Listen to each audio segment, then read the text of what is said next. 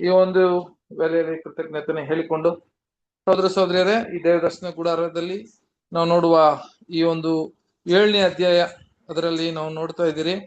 ಅದು ನೋಡ್ಬೇಕಾದ್ರೆ ಸಹೋದರ ಸಹೋದರಿಯರೇ, ನಮಗೆ ಗೊತ್ತಿದಂಗೆ ಇದು ನೈವೇದ್ಯವಾದ ರೊಟ್ಟಿಯ ಮೇಜೆ ಅಂತ ನಾವು ನೋಡ್ತಾ ಇದ್ದೀರಿ. ಹೋದ ವಾರ ಕೂಡ ಇದರಿಂದ ಕೆಲವು ಅನೇಕ ವಾಕ್ಯಗಳನ್ನ ನಾವು ಓದಿಸಿದ್ದೀವಿ. ಸಹೋದರ ಸಹೋದರಿಯರೇ, ಇವತ್ತು ನಾವು ನೋಡ್ಬೇಕಾದ್ರೆ ಆ ಒಂದು ರೊಟ್ಟಿಯ ಮೇಜೆ ಅಂತ ನೋಡಿದೀವಿ. ಇದು ಯಾವ ತರ ಮಾಡಿದ್ರು ಅಂತ ಕೂಡ ನಮ್ಗೆಲ್ಲ ಗೊತ್ತಿದೆ, ಆ ವಾಕ್ಯ ಕೂಡ ಓದಿದೀವಿ. ಏನಂತ ಕೇಳಿದ್ರೆ ಅದು ಒಂದು ಬಂಗಾರದಿಂದ ಮಾಡಿದಂತ ಒಂದು ಮೇಜೆ. ಈ ಮೇಜಕ್ಕೆ ಏನು ಎಷ್ಟು ಅಗಲ ಇರಬೇಕು, ಇದು ಎಷ್ಟು ಉದ್ದ ಇರಬೇಕು ಅಂತ ಹೇಳಿ ಇವೆಲ್ಲ ಅದರಲ್ಲಿ ಕೊಟ್ಟಿದ್ದಂತ ನೋಡ್ತೀವಿ. ಅದು ಮುಖ್ಯವಾಗಿ ನೋಡ್ಬೇಕಾದ್ರೆ ಅದರಲ್ಲಿ ಕೊಟ್ಟಿದ್ದಂತ ಅದನ್ನ ಒಂದು ಮೆಷರ್ಮೆಂಟು, ಅದರ ಅಳತೆ ನೋಡ್ಬೇಕಾದ್ರೆ ಅದರ ಉದ್ದ 2 ಮೊಳ ಇರ್ಬೇಕಾಗಿತ್ತು.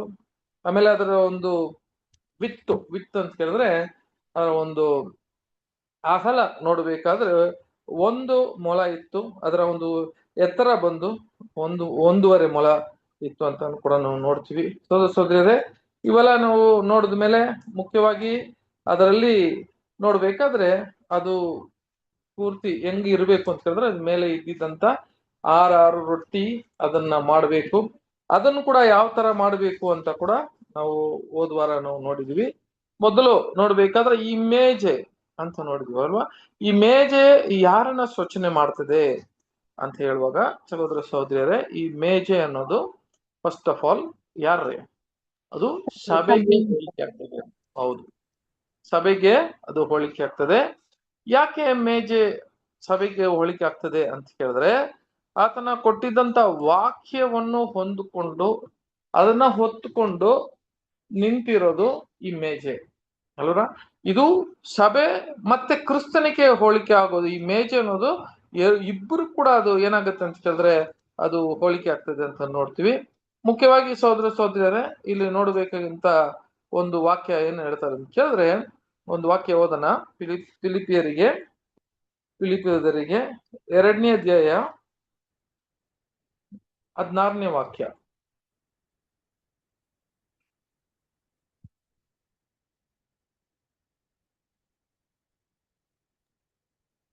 ಇವರೊಳಗೆ ನೀವು ಸರ್ವರಿಗೂ ಜೀವದಾಯಕ ವಾಕ್ಯವನ್ನು ತೋರಿಸಿಕೊಡುವವರಾಗಿದ್ದು, ಲೋಕದೊಳಗೆ ಹೊಳೆಯುವ ಜ್ಯೋತಿರ್ಮಂಡಲದಂತೆ ಕಾಣಿಸುವವರಾಗಿದ್ದೀರಲ್ಲ. ಸಾಕು. ಇಲ್ಲಿ ನೋಡ್ಬೇಕಾದ್ರೆ ಸಹೋದರ ಸಹೋದರರೇ, ನೀವು ಜೀವವಾದ ವಾಕ್ಯವನ್ನು ತೋರಿಸಿಕೊಡುವ ಅಂತ ನೋಡ್ಬೇಕಾದ್ರೆ ಎಲ್ಲಿದೆ ಅಂತ ಕೇಳಿದ್ರೆ ಒಂದು ಒಂದು ಜ್ಯೋತಿ ಮಂಡಲವಾಗಿದ್ದೀರಿ ಅಂತ ಹೇಳ್ತಾರೆ. ಹಾಗಿರುವಾಗ ನಾವು ಏನಾಗ್ಬೇಕು? ದೇವರ ವಾಕ್ಯ ಅಂತ ಹೇಳುವಾಗ ಅದನ್ನ ಹೊಂದಿಕೊಂಡಿರುವಾಗ ಅದನ್ನ ಬೇರೆಯವರಿಗೆ ಅದನ್ನ ತಿಳಿಸ್ಕೊಟ್ಟು ಅವ್ರಿಗೆ ತಲುಪಿಸೋದು ನಮ್ಮ ಒಂದು ಕರ್ತವ್ಯ. ಆದ್ರಿಂದ ನಮಗೆ ಆ ಮೇಜೆ ಅಂತ ಹೇಳ್ತಾರೆ. ನಮ್ಮ ಮೇಜೆಯಿಂದ ನಮ್ಮಿಂದ ಆ ವಾಕ್ಯಗಳು ಹೋಗಂಗೆ ನಾವು ಇರಬೇಕು ಅಂತ ಕೂಡ ಹೋದ್ವಾರ ಕೂಡ ನಾವು ಇದನ್ನ ನೋಡಿದೀವಿ ಸೋದರ ಸೋದರಿ. ಆದ್ರಿಂದ ವಾಕ್ಯ ಅಂತ ಹೇಳುವಾಗ ನಾವು ಕೂಡ ಹುಟ್ಟಿಸಲ್ಪಟ್ಟಿರೋದು ಯಾವ್ದು ಮುಖಾಂತರ ಅಂತ ಕೇಳಿದ್ರೆ ದೇವರ ವಾಕ್ಯದಿಂದ ಅಲ್ವಾ ಸಹೋದರ ಸಹೋದರಿ. ಫಸ್ಟ್ ಆಫ್ ಆಲ್ ನೋಡ್ಬೇಕಾದ್ರೆ ವಾಕ್ಯ ಅಂತ ಹೇಳುವಾಗ ಅದು ಯೇಸು ಕ್ರಿಸ್ತನೇ ಅಲ್ವಾ. ಈ ವಾಕ್ಯ ಎಲ್ಲಿಂದ ಬಂತು ಅಂತ ಕೇಳಿದ್ರೆ ಆದಿಯಲ್ಲಿ ವಾಕ್ಯ ಇತ್ತು, ಆ ವಾಕ್ಯ ಅದು ದೇವರ ಬಳಿ ಇತ್ತು ಅಂತ ಕೂಡ ನಾವು ಆ ಒಂದು ಯೋಹಾನ 1ನೇ ಅಧ್ಯಾಯದಲ್ಲಿ 1ನೇ ವಾಕ್ಯದಲ್ಲಿ ಹೋಗ್ತೀವಿ. ಅದು ದೇವರಾಗಿತ್ತು ಅಂತ ಕೂಡ ನಾವ್ ಏನ್ ಮಾಡ್ತೀರಿ? ಅದನ್ನ ಓದ್ತೀರಿ. ಆ ವಾಕ್ಯ ಎಲ್ಲಿ ಬಂತು ಅಂತ ಕೇಳಿದ್ರೆ ಆ ವಾಕ್ಯ ಇಲ್ಲಿ ಬರುವಾಗ ಅದು ಮಾಂಸವಾಗಿ ಏನಾಯ್ತು ಅಂತ ಅದು ಅದರ ಒಂದು ಮಾಂಸವಾಗಿ ಏನಾಯ್ತು ಅಂತ ಕೇಳಿದ್ರೆ ಬದಲಾವಣೆ ಆಯ್ತು. ಆ ಮಾಂಸ ಯಾರಂತ ಕೇಳಿದ್ರೆ ಕ್ರಿಸ್ತನು ಅಂತ ವಾಕ್ಯ ಕೂಡ ಯೋಹಾನ 1ನೇ ಅಧ್ಯಾಯದಲ್ಲಿ ನೋಡ್ತೀವಿ. ಆತನು ಈ ಲೋಕಕ್ಕೆ ಬೆಳಕಾಗಿ ಬಂದನು ಅಂತ ಕೂಡ ನಾವು ಆ ವಾಕ್ಯ ಕೂಡ ಓದ್ಬಿಡೋಣ. ಯೋಹಾನ 1ನೇ ಅಧ್ಯಾಯ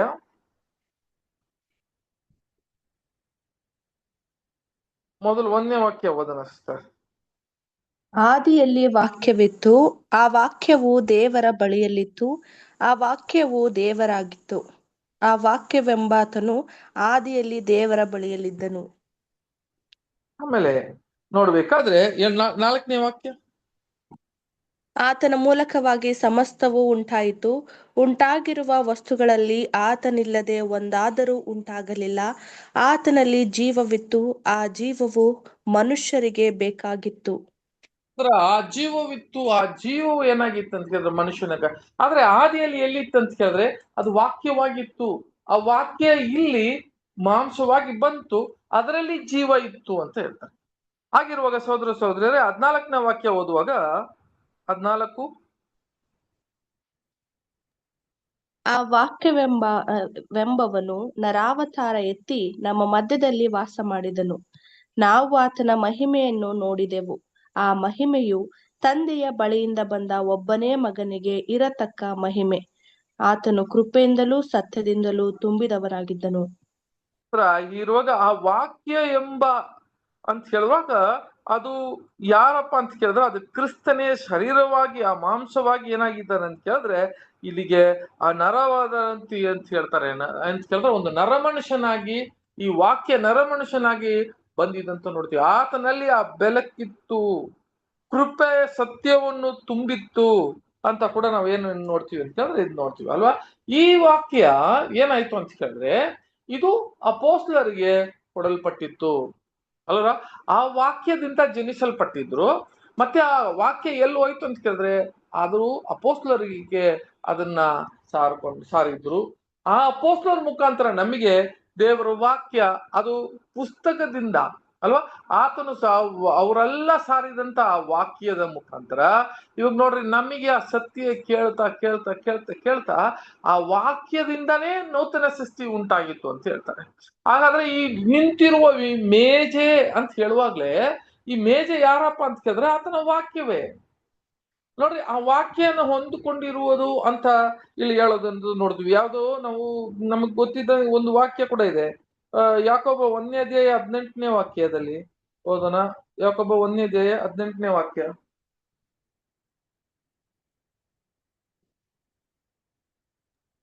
ಆತನು ತನ್ನ ಸುಚಿತ್ತದ ಪ್ರಕಾರ ಸತ್ಯ ಬೋಧನೆಯ ವಾಕ್ಯದಿಂದ ನಮ್ಮನ್ನು ಹುಟ್ಟಿಸಲಾಗಿ ನಾವು ಆತನ ಸೃಷ್ಟಿಗಳಲ್ಲಿ ಪ್ರಥಮ ಫಲದಂತಾದೆವು. ನೋಡಿದ್ರೆ ಆತನ ಸೃಷ್ಟಿಯಲ್ಲಿ ದೇವರ ವಾಕ್ಯದಿಂದ ಜನಿಸಲ್ಪಟ್ಟಿದ್ದೀವಿ ಅಂತ ಹೇಳ್ತಾರೆ. ಆತನ ವಾಕ್ಯದಿಂದ ಏನಾಗಿದೆ ಅಂತ ಕೇಳಿದ ಸಹೋದರ ಸಹೋದರರೇ, ನಮ್ಮನ್ನ ಸೃಷ್ಟಿ ದೇವರ ವಾಕ್ಯ ಸತ್ಯದಿಂದ ಆ ವಾಕ್ಯದಲ್ಲಿ ನಾವು ಉಂಟಾಗಿರೋದೇ ದೇವರ ವಾಕ್ಯದಿಂದನೇ ನೂತನ ಸೃಷ್ಟಿ.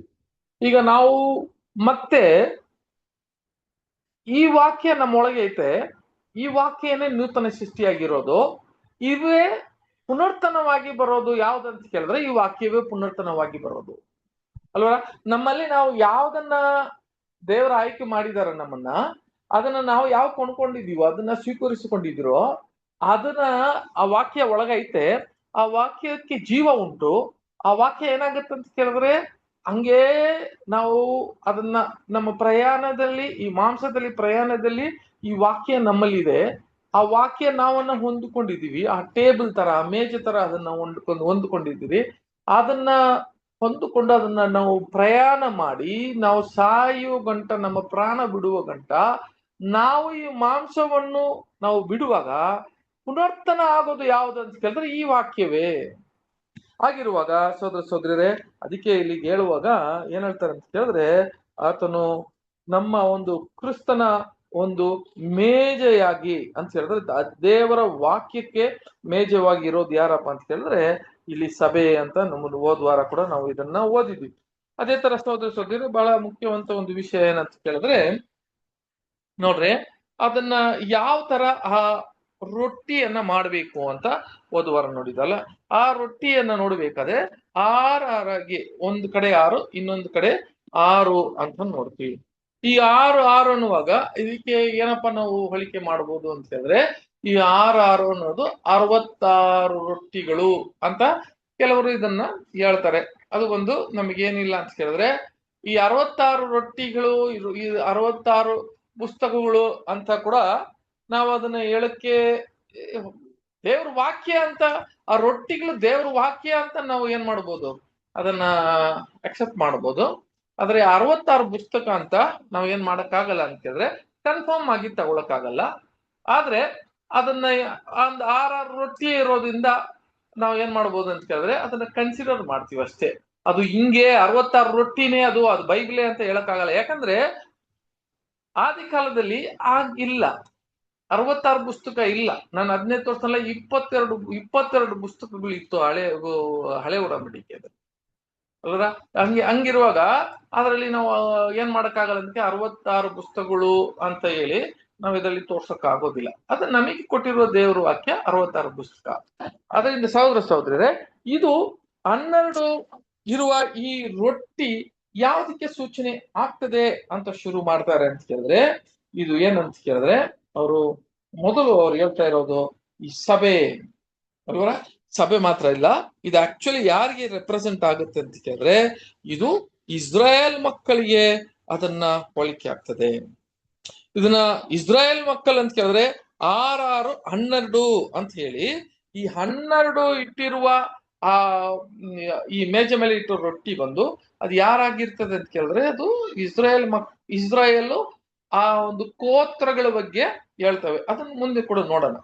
ಹೀಗಿರುವಾಗ ಮೊದಲು ಈ ಬ್ರೆಡ್ ಅಂತ ಬರುವಾಗ ಈ ಸಭೆ ಮತ್ತೆ ಈ ಒಂದು ಸ್ವಾರ್ಥ ಕಾಲದಲ್ಲಿ ಅವರು ಯಾವ ತರ ಬಲ ಪಡ್ತಾರೆ ಅಂತ ಕೇಳಿದ್ರೆ, ಸ್ವಾರ್ಥ ಕಾಲದಲ್ಲಿ ಈ ನೂತನ ಸೃಷ್ಟಿಯಾಗಿರುವ ಸಭೆ ಬಲ ಪಡೋದೇ ಈ ಒಂದು ವಾಕ್ಯಗಳನ್ನು ತಿಂದುಕೊಂಡು ಅಂತ ಹೇಳಿದ್ರೆ ನೋಡ್ರಿ. ಆಂಟಿಟಿಪಿಕಲ್ ಅಂತ ಹೇಳಿದ್ರೆ ಛಾಯವಾಗಿ ಇರುವ ನಾವು ದೇವದರ್ಶನ ಗೂಡಾರದಲ್ಲಿ ನಾವು ಯಾವ ಭಾಗದಲ್ಲಿ ಇದ್ದೀರಿ? ಈಗ ಪರಿಶುದ್ಧ ಸ್ಥಳದಲ್ಲಿ, ಮಹಾಪವಿತ್ರ ಸ್ಥಳದಲ್ಲಿ ಇದ್ದೀರಾ?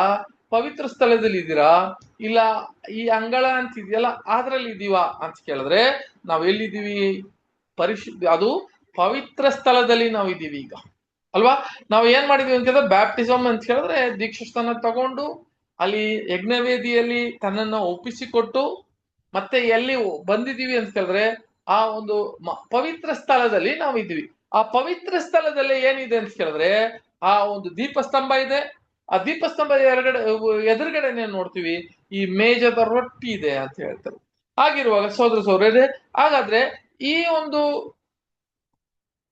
ಪವಿತ್ರ ಅಂತ ಕೇಳಿದ್ರೆ ಆ ಪವಿತ್ರ ಸ್ಥಳ ಅಂತ ಕೇಳಿದ್ರೆ ಮಹಾಪವಿತ್ರ ಅಲ್ಲ, ಪವಿತ್ರ ಸ್ಥಳದ ಹೋಲಿ ಪ್ಲೇಸ್ ಅನ್ನೋದು ಅದು ಯಾವ ಕಾಲಕ್ಕೆ ಸೂಚನೆ ಆಗ್ತದೆ ಅಂತ ಕೇಳಿದ್ರೆ ಸ್ವಾರ್ಥ ಕಾಲದಲ್ಲಿ ಸಭೆಯನ್ನು ನಡೆಸಿ ಆತನು ಅವರು ಮಾಂಸದಲ್ಲೂ ಹೃದಯದಲ್ಲಿ ಆತ್ಮೀಯ ರೀತಿಯಲ್ಲಿ ಬಾಳುವ ಒಂದು ರೀತಿಯೇನೆ ಈ ಒಂದು ಪವಿತ್ರ ಸ್ಥಳವನ್ನು ತೋರ್ಸೋದಂತೂ ನೋಡ್ತೀವಿ. ಅದರಲ್ಲಿ ಕೂಡ ನಾವು ಗೊತ್ತಿದೆಯಲ್ಲ ಇದರಲ್ಲಿ ಹೋಗುವಾಗ ಆಗ ಅವರಿಗೆ ಸ್ಟ್ರೆಂಥನ್ ಅಂತ ಹೇಳಿದ್ರೆ ಇವ್ರು ದೇವರ ವಾಕ್ಯ ಇವ್ರಿಗೆ ಏನಾಗಿರ್ತದೆ ಅಂತ ಕೇಳಿದ್ರೆ ಇವೇ ಅವರಿಗೆ ಆಹಾರ ಅಲ್ವರ. ಇವೇ ಅವಾಗ್ಲೇ ಆಹಾರ ಅಂತ ಹೇಳಿ ಇದ್ರ ಮುಖಾಂತರ ಏನಾಗ್ತದೆ ಅಂತ ಕೇಳಿದ್ರೆ ಸಹೋದರರೇ ಒಂದು ವಾಕ್ಯ ಕೂಡ ಓದೋಣ ನೋಡ್ರಿ. ಯೋಹಾನ 14ನೇ ಅಧ್ಯಾಯ 6ನೇ ವಾಕ್ಯ ಓದೋಣ. 14:6.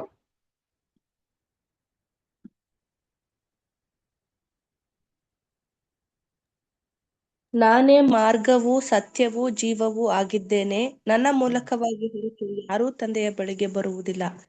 ನೋಡಿ, ಹಂಗಾದ್ರೆ ಒಬ್ಬೊಬ್ಬರು ಕೂಡ ಕ್ರಿಸ್ತನ ಒಂದು ಆತನ ಎಂಬಾಯ್ಡ್ಮೆಂಟ್ ಅಂತ ಹೇಳ್ತಾರೆ. ಎಂಬಾಯ್ಡ್ಮೆಂಟ್ ಅಂತ ಕೇಳಿದ್ರೆ ಕ್ರಿಸ್ತನ ಒಂದು ಐಕ್ಯದಲ್ಲಿ ಇರಬೇಕು ಅಂತ ಹೇಳಿದ್ರೆ ಆ ವಾಕ್ಯ ಕ್ರಿಸ್ತನ ನೋಡಿ, ನಾನೇ ವಾಕ್ಯ, ನಾನೇ ಆ ರೊಟ್ಟಿ, ಜೀವ ಉಳ್ಳದ ರೊಟ್ಟಿ ಅಂತ ಕೂಡ ಅವ್ರು ಹೇಳೋದನ್ನ ನೋಡ್ತೀವಿ. ಹಾಗಿರುವಾಗ ಮೊದಲು ನಾವು ಯಾರಲ್ಲಿ ಇರಬೇಕು, ಐಕ್ಯತೆ ನಮ್ಮಲ್ಲಿ ಇರಬೇಕು ಅಂತ ಕೇಳಿದ್ರೆ ಕ್ರಿಸ್ತನ ಒಳಗೆ ನಾವು ಇರಬೇಕು ಅಂತ ಹೇಳ್ತಾರೆ. ಇನ್ನೊಂದು ವಾಕ್ಯ ಕೂಡ ಓದೋಣ. ಯೋಹಾನ 6ನೇ ಅಧ್ಯಾಯ 53ನೇ ವಾಕ್ಯ.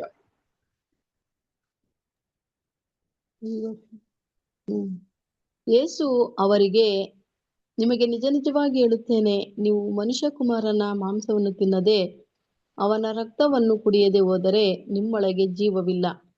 ನೋಡಿ, ಇದೆಲ್ಲ ನಾವು ಓದಿದ್ದೀವಿ ಮುಂಚೆನೆ ಅಂತ ಹೇಳಿದ್ರೆ ನಾವು ಆ ಪ್ರಭುರಾತ್ರಿ ಭೋಜನೆ ಬರುವಾಗ ಇವೆಲ್ಲ ಓದಿದ್ವಿ. ಆದ್ರೆ ಈಗ ನಾನೇ ರೊಟ್ಟಿ ಅಂತ ಹೇಳುವಾಗ ಇದನ್ನ ಮೆಟೋಫಾರ್ ಅಂತ ಹೇಳುವಾಗ ಇದು ಯಾವ್ದನ್ನ ಮನಸ್ಸಲ್ಲಿ ಇಟ್ಟುಕೊಂಡು ಯಾವ್ದಕ್ಕೆ ಈ ಹೋಲಿಕೆ ಮಾಡಿ ಮಾತಾಡ್ತಾರೆ ಅಂತ ಕೇಳಿದ್ರೆ ಸಹೋದರರೇ, ಇದು ಯಾರಿಗ ಮಾತ್ರ ಅರ್ಥ ಆಗೋದಕ್ಕೆ ಸಾಧ್ಯ ಅಂತ ಹೇಳಿದ್ರೆ ಸಭೆಯಲ್ಲಿ ಇರೋರ್ಗೆ ಮಾತ್ರವೇ ಅರ್ಥ ಆಗೋದಕ್ಕೆ ಸಾಧ್ಯ. ಜನರಲ್ ಆಗಿ ಎಲ್ಲರಿಗೂ ಗೊತ್ತಿದೆ ಆ ಒಂದು ಆತನ ಒಂದು ರೊಟ್ಟಿ ಯಾವ ಲೆಕ್ಕದಲ್ಲಿ ರೊಟ್ಟಿ ಅಂತ ಹೇಳ್ತಾರೆ ಅಂತ ಕೇಳಿದ್ರೆ, ಇವಾಗ ನೋಡ್ರಿ ಈ ಸುವಾರ್ತೆ ಕಾಲದಲ್ಲಿ ನಾವು ಆ ಒಂದು ಪವಿತ್ರ ಸ್ಥಳದಲ್ಲಿ ಇದ್ದುಕೊಂಡು ಇರೋರು ನನ್ನಲ್ಲಿ ನಾನೇ ಇಲ್ಲದೆ ನಿನಗೆ ಬೇರೆ ಮಾರ್ಗ ಇಲ್ಲ ಅಂತ ಹೇಳ್ತಾರೆ. ನನ್ನ ಒಂದು ಮಾಂಸವನ್ನು ತಿನ್ನುವನು ಯಾರು ತಿನ್ನಲು ಅವನಲ್ಲಿ ಜೀವವಿಲ್ಲ ಅಂತ ಕೂಡ ಹೇಳ್ತಾರೆ. ಇವೆಲ್ಲ ಮೆಟಫೋರ್ ಆಗಿ ಹೇಳ್ತಾರೆ. ಅದಕ್ಕೆ ಅಪೋಸ್ಟಲ್ ಪಾಲ್ ಕೂಡ ಇದಕ್ಕೆ ಒಂದು ಹೋಲಿಕೆ ಮಾಡಿ ಹೇಳ್ತಾರೆ. ಅದು ಕೂಡ ಓದೋಣ. 1 ಕೊರಿಂಥ್ಯ 5ನೇ ಅಧ್ಯಾಯ 7ನೇ ವಾಕ್ಯ. 1 ಕೊರಿಂಥ್ಯ 5ನೇ ಅಧ್ಯಾಯ 7ನೇ ವಾಕ್ಯ.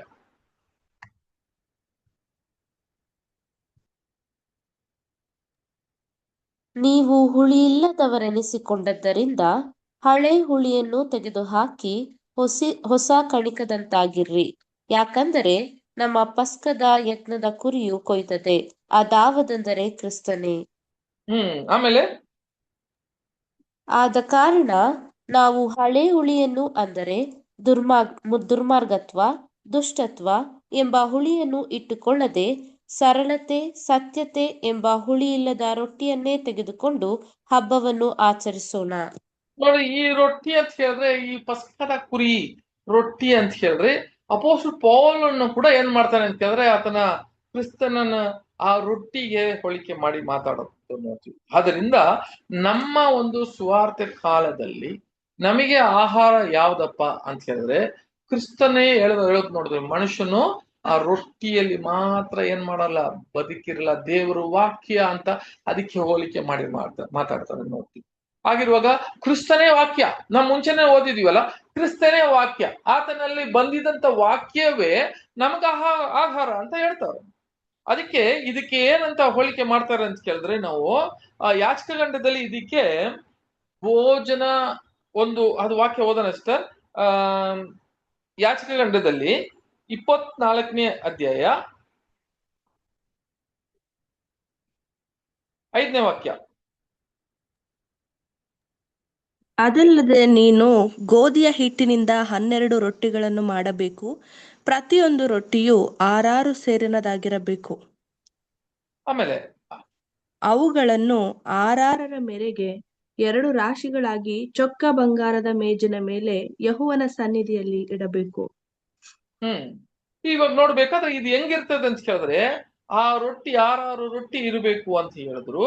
ಬಟ್ ಇಲ್ಲಿಗೆ ಏನ್ ಹೇಳಿಲ್ಲ ಅಂತ ಕೇಳಿದ್ರೆ, ಆ ರೊಟ್ಟಿ ಹುಳಿ ಇಲ್ಲದ ರೊಟ್ಟಿನ ಇಲ್ಲ ಹುಳಿ ಉಳ್ಳದ ರೊಟ್ಟಿಯನ್ನ ಇಡಬೇಕು ಅಂತ ಏನ್ ಮಾಡ್ಲಿಲ್ಲ ಅಂತ ಕೇಳಿದ್ರೆ ಇಲ್ಲಿ ಹೇಳಿಲ್ಲ ಅಂತ ಇಲ್ಲಿ ಒಂದು ವಾದ ಕೊಡ್ತಾರೆ. ಏನಂತ ಕೇಳಿದ್ರೆ, ಇಲ್ಲಿ ಹುಳಿ ಇರೋದ ರೊಟ್ಟಿ ಇಡ್ಬೇಕಾ, ಹುಳಿ ಇಲ್ಲದ ರೊಟ್ಟಿ ಇಡ್ಬೇಕಾ ಅಂತ. ಇವಾಗ ನಾವು ಅಪೋಸ್ಟಲ್ ಪೌಲ್ ಹೇಳಿದಂತ ಆ ಹುಳಿ ಇಲ್ಲದ ರೊಟ್ಟಿಯಲ್ಲಿ ನಾವು ಆಚರಣೆ ಮಾಡೋಣ, ಆ ಹಬ್ಬವನ್ನು ಆಚರಣೆ ಮಾಡೋಣ ಅಂತ ಹೇಳ್ತಾರೆ. ಆದ್ರೆ ಇಲ್ಲಿಗೆ ಯಾಚಕಗಂಡದಲ್ಲಿ ಈ ಒಂದು ರೊಟ್ಟಿಯನ್ನ ಇಡುವಾಗ ಆ ರೊಟ್ಟಿಗೆ ಹುಳಿ ಉಳ್ಳ ರೊಟ್ಟಿಯ ಹುಳಿ ಇಲ್ಲದ ರೊಟ್ಟಿಯ ಅಂತ ಯಾವ್ದು ಹೇಳಿಲ್ಲ. ಆದ್ರೆ ಸಹೋದರ ಸಹೋದರರೇ, ಇಲ್ಲಿ ನೋಡ್ಬೇಕಾದ್ರೆ ಅಲ್ಲಿಗೆ ಏನ್ ಹೇಳ್ತಾನೆ ಕೇಳಿದ್ರೆ, ತಂದೆಯ ದೇವರು ಆ ಹುಳಿ ಅಂತ ಹೇಳಿದ್ರೆ ಅವ್ರಿಗೇನಾಗಲ್ಲ ಅಂತ ಕೇಳಿದ್ರೆ, ಹುಳಿಯನ್ನ ಯಾವ ಕಾರ್ಯದಕ್ಕೂ ಸೇರ್ಸ್ಕೊಳ್ಳೋದಿಲ್ಲ. ಯಾಕಂದ್ರೆ ಹುಳಿ ಅನ್ನೋದೇ ಒಂದು ಕೆಟ್ಟ ವಿಷಯಗಳು, ಒಂದು ಕೆಟ್ಟು ಹೋಗಿರೋದೇ ಹುಳಿ.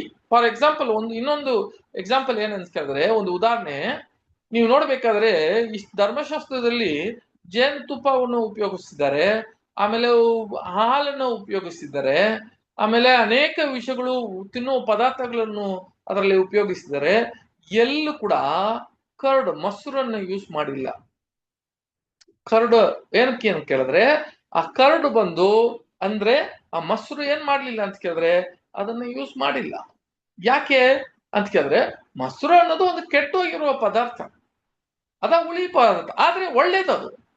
ಅದನ್ನ ನೀವು ನೋಡ್ಬೇಕಾದ್ರೆ ಮೊಸರು, ಅದನ್ನ ನೀವು ಮೈಕ್ರೋಸ್ಕೋಪ್ ಅಲ್ಲಿ ನೀವು ಕಣ್ಣಾರ ನೋಡ್ಬಿಟ್ರೆ ಮೊಸರು ಫುಲ್ ಹುಳಾನೆ ಅದರಲ್ಲಿ ಇರೋದು. ಒಳ್ಳೆ ಹುಳ, ನಾವು ತಿನ್ನೋದಲ್ಲ, ಅದು ಹುಳಗಳೈತೆ.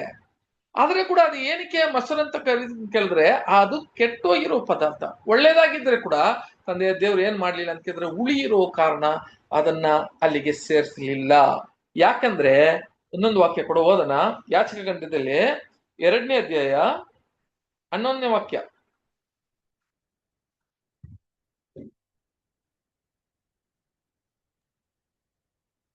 ನೀವು ಯೆಹೋವನಿಗೆ ನೈವೇದ್ಯವಾಗಿ ಸಮರ್ಪಿಸುವ ಯಾವ ಪದಾರ್ಥವನ್ನಾಗಲಿ ಹುಳಿ ಹಿಟ್ಟಿನಿಂದ ಮಾಡಬಾರದು.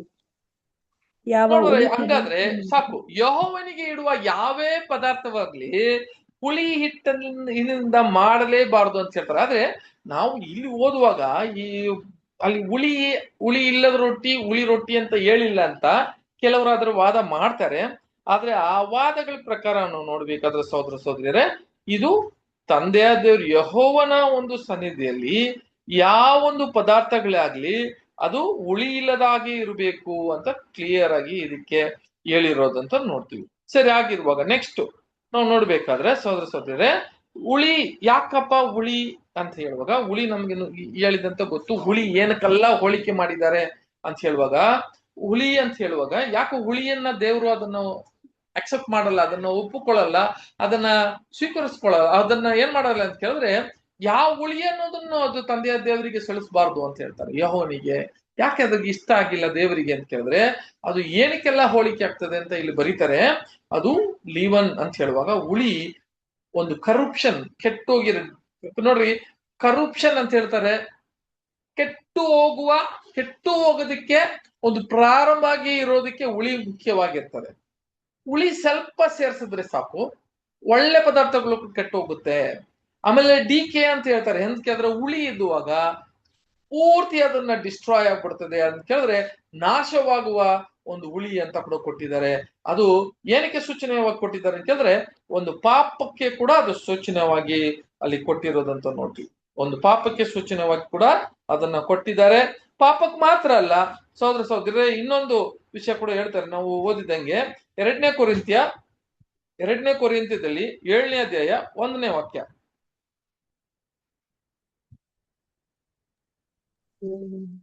ಪ್ರಿಯರೇ, ವಾಗ್ದಾನಗಳು ನಮಗಿರುವುದರಿಂದ ನಾವು ಶರೀರ ಆತ್ಮಗಳ ಕಲ್ಮಸವನ್ನು ತೊಲಗಿಸಿ ನಮ್ಮನ್ನು ಶುಚಿ ಮಾಡಿಕೊಂಡು ದೇವರ ಪ್ರಭಾವದಿಂದ ಕುಡಿದವರಾಗಿ ಪವಿತ್ರಾತ್ಮನನ್ನು ಸಿದ್ಧಿಗೆ ತರುವುದಕ್ಕೆ ಪ್ರಯತ್ನಿಸೋಣ. ನೋಡ್ರ, ಹಂಗಿರೋ ನಮ್ಮನ್ನ ಶುಚಿ ಮಾಡಿಕೊಳ್ಳಬೇಕಂತೆ.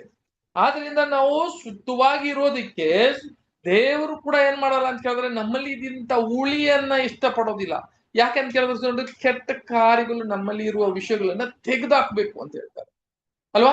ಹಂಗಾದ್ರೆ ಆ ಮೇಜೆ ಮೇಲೆ ಇರುವ ಆ ಹುಳಿ ಇಲ್ಲದ ನೋಡಿ, ಅವ್ರಿಗೆ ಗೊತ್ತು 7 ದಿವಸ ಅಂದ್ರೆ ಒಂದು ಸಬಾತಿಗೆ ಅದನ್ನ ಅವ್ರು ಏನ್ ಮಾಡ್ತಾರೆ ಅಂತ ಕೇಳಿದ್ರೆ, ಅದನ್ನ ಚೇಂಜ್ ಮಾಡ್ತಾರೆ, ಎಕ್ಸ್ಚೇಂಜ್ ಮಾಡ್ತಾರೆ, ಒಳ್ಳೆ ರೊಟ್ಟಿಯನ್ನ ತರ್ತಾರೆ, ಅಲ್ಲಿರುವ ಹಳೆ ರೊಟ್ಟಿಯನ್ನ ಹೊರಗಡೆ ಹಾಕ್ಬಿಡ್ತಾರೆ. ಕಾರಣ ಏನಂತ ಕೇಳಿದ್ರೆ, ಅದರಲ್ಲಿ ಏನಾಗುತ್ತೆ ಅಂತ ಕೇಳಿದ್ರೆ ಹುಳಿ ಶುರು ಆಗ್ಬಿಡ್ತದೆ ಅದು ಒಳಗೆ.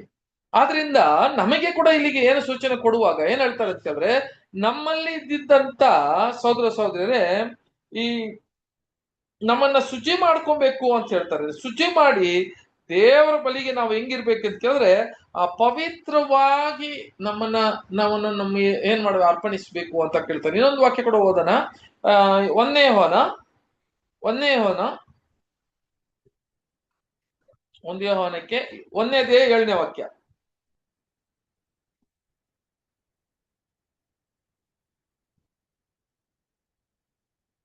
ಆದರೆ ಆತನು ಬೆಳಕಿನಲ್ಲಿರುವಂತೆಯೇ ನಾವು ಬೆಳಕಿನಲ್ಲಿ ನಡೆದರೆ ನಾವು ಒಬ್ಬರ ಸಂಗಡಲೊಬ್ಬರು ಅನ್ಯೋನ್ಯತೆಯಲ್ಲಿದ್ದೇವೆ ಮತ್ತು ಆತನ ಮಗನಾದ ಯೇಸುವಿನ ರಕ್ತವು ಸಕಲ ಪಾಪವನ್ನು ನಿವಾರಣೆ ಮಾಡಿ ನಮ್ಮನ್ನು ಶುದ್ಧಿ ಮಾಡುತ್ತದೆ. ನೋಡಿದ್ರ, ಆತನು ಯಾವ ಒಂದು ಬೆಳಕಿನಲ್ಲಿ ಇದಾನೋ ಅದೇ ಬೆಳಕಲ್ಲಿ ನಾವು ನಡಿಬೇಕು ಅಂತ ಹೇಳ್ತಾ ಇದ್ರೆ. ಕಾರಣ ಏನಂತ ಕೇಳಿದ್ರೆ, ನಮ್ಮನ್ನ ಶುಚಿ ಮಾಡೋದಿಕ್ಕೆ ಕ್ರಿಸ್ತನ ರಕ್ತವೇ. ಸೊ ಕ್ರಿಸ್ತನ ರಕ್ತವಿಂದ ನಾವು ಏನ್ ಮಾಡ್ಬೇಕಂತ ಕೇಳಿದ್ರೆ, ನಮ್ಮನ್ನ ಶುಚಿ ಮಾಡ್ಕೊಬೇಕು. ಯಾವ ತರ ಅಂತ ಹೇಳುವಾಗ ಸಹೋದರ ಸಹೋದರಿ, ಮೊದಲು ನಮ್ಮಲ್ಲಿ ಇರುವಂತ ಪಾಪಗಳು ಅಲ್ವಾ, ಆ ಪಾಪಗಳೆಲ್ಲ ನಾವು ಏನೇ ಮಾಡಿದ್ರೆ ಕೂಡ ಅದನ್ನ ನಮ್ಮನ್ನ ಕೆಟ್ಟು ಹೋಗೋ ವಿಷಯಗಳನ್ನ ನಾವು ಖಂಡಿತ ಮಾಡಕ್ಕಿಲ್ಲ ಈಗ. ಆದ್ರೆ ಕೂಡ ಅದನ್ನ ನಮ್ಮನ್ನ ಅಂಟುಕೊಂಡಿದೆ.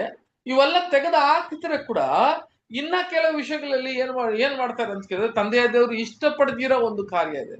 ಯಾವ್ದಪ್ಪ ಅಂತ ಕೇಳಿದ್ರೆ, ತಪ್ಪಾದ ಬೋಧನೆ.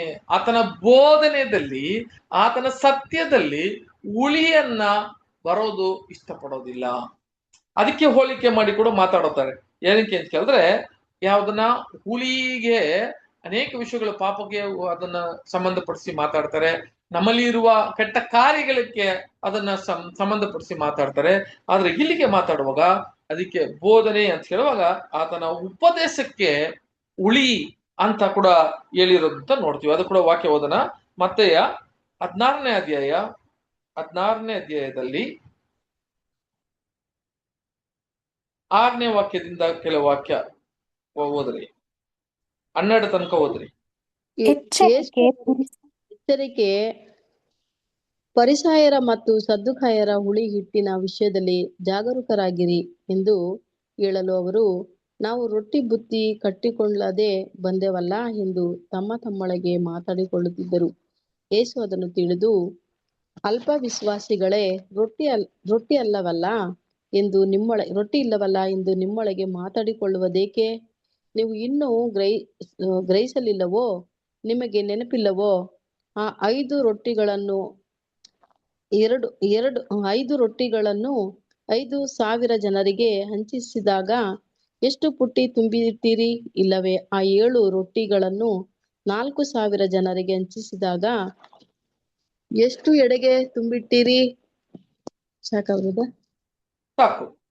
ಆಗಿರುವಾಗ ಇಲ್ಲಿಗೆ ಏನ್ ಹೇಳ್ತಾರೆ ಅಂತ ಕೇಳಿದ್ರೆ, ಸಹೋದರ ಸಹೋದರಿಯರೇ, ಇಲ್ಲಿ ಮಾತಾಡುವಾಗ ಯೇಸು ಕ್ರಿಸ್ತನ ಕ್ಲಿಯರ್ ಆಗಿ ಏನ್ ಹೇಳ್ತಾರೆ ಅಂತ ಕೇಳಿದ್ರೆ, ಇಲ್ಲಿಗೆ ಎಚ್ಚರಿಕೆ ಯಾರಂತ ಕೇಳಿದ್ರೆ ಫರಿಸಾಯರು ಮತ್ತೆ ಸದ್ದುಕಾಯರನ್ನ ಹುಳಿ ಇಟ್ಟು ಅಂತ ಹೇಳಿದ್ರೆ ಆತನ ಉಪದೇಶವ ಬಗ್ಗೆ ಮಾತಾಡೋದನ್ನ ನೋಡ್ತೀವಿ. ಆಗ ಅಪೊಸ್ತಲರು ಏನ್ ತಿಳ್ಕೊಳ್ಳೋಂತ ಕೇಳಿದ್ರೆ ರೊಟ್ಟಿಯ ಬಗ್ಗೆ ಮಾತಾಡ್ತಾ ಇದ್ದಾರೆ ಅಂತ ಹೇಳುವಾಗ ರೊಟ್ಟಿ ಕಮ್ಮಿ ಇರೋದ್ರಿಂದ ಈ ವಿಷಯಗಳೆಲ್ಲ ಹೇಳ್ತಾ ಇದ್ದಾರೆ ಅಂತ ಅವರು ತಿಳ್ಕೊಳ್ಳುವಾಗ ಅವ್ರು ಏನ್ ಹೇಳ್ತಾರೆ ಅಂತ ಕೇಳಿದ್ರೆ, ಅದು ನಾನು ಮಾಡಿರುವ ಅದ್ಭುತಗಳಲ್ಲಿ ರೊಟ್ಟಿಗಳನ್ನ ಮಾಡಿರೋದು ನೀವು ಕಂಡು ಬಂದಿಲ್ವಾ? ಆಗಿರುವಾಗ ನಾನು ಹೇಳ್ತಾ ಇರೋದು ಯಾವ್ದಂತ ಸದೀಸೇರು ಫರಿಸೇರು ಎನ್ನುವ ಅದು 12ನೇ ವಾಕ್ಯ ಓದಿ ಸಿಸ್ಟರ್.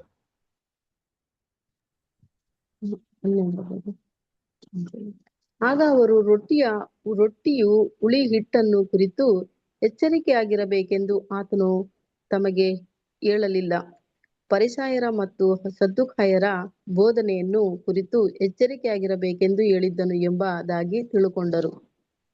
ಆತನ ಒಂದು ಸದೀಸೇರು ಫರಿಸೇರು ಮಾತಾಡುವ ಆ ಬೋಧನೆ, ಆತನ ಉಪದೇಶಗಳಲ್ಲಿ ಆದರೆ ಆ ಹುಳಿಗೆ ಎಚ್ಚರಿಕೆಯಾಗಿ ಇರಬೇಕು ಅಂತ ಹೇಳಿದ್ದಂತ ನೋಡ್ತೀವಿ. ಆಗಿರುವಾಗ ಇಲ್ಲಿಗೆ ನಮಗೇನು ಒಂದು ಎಚ್ಚರಿಕೆ ಅಂತ ಹೇಳಿದ್ರೆ, ನಾವು ಪಾಪವನ್ನು ಬಿಡೋದು ಮಾತ್ರ ಅಲ್ಲ, ನಾವು ಸರಿಯಾದ ಉಪದೇಶದಲ್ಲಿ ಬೆಳಿಬೇಕು, ಸರಿಯಾದ ಬೆಳಕಲ್ಲಿ ಬರಿಬೇಕು. ನಾವು ಪಾಪ ಬಿಟ್ಬಿಟ್ಟು ಬರೀ ಪಾಪವನ್ನು ಬಿಡೋದ್ರಲ್ಲಿ ನಾವು ಶುದ್ಧವಾಗ್ತೀರಾ ಅಂತ ಕೇಳಿದ್ರೆ ಖಂಡಿತ ಏನಾಗ್ತೀವಿ ಅಂತ ಕೇಳಿದ್ರೆ ಶುದ್ಧರಾಗ್ತೀರಿ.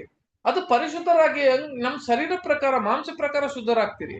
ಆದ್ರೆ ಆತ್ಮೀಯ ರೀತಿಯಲ್ಲಿ ದೇವರ ಸನ್ನಿಧಿಯಲ್ಲಿ ನಾವು ನಿಂತುಕೋಬೇಕಾದ್ರೆ ಆತನ ಧರ್ಮಶಾಸ್ತ್ರದಲ್ಲಿ ಹೇಳಿರೋ ಪ್ರಕಾರಗಳೆಲ್ಲ ನಾವು ನೋಡಿದ್ರೆ ನಾವು ದೇವರ ವಾಕ್ಯದಲ್ಲಿ ಇದ್ದಿದ್ದಂತ ಆ ಒಂದು ಶುದ್ಧಿ ಇರಬೇಕು.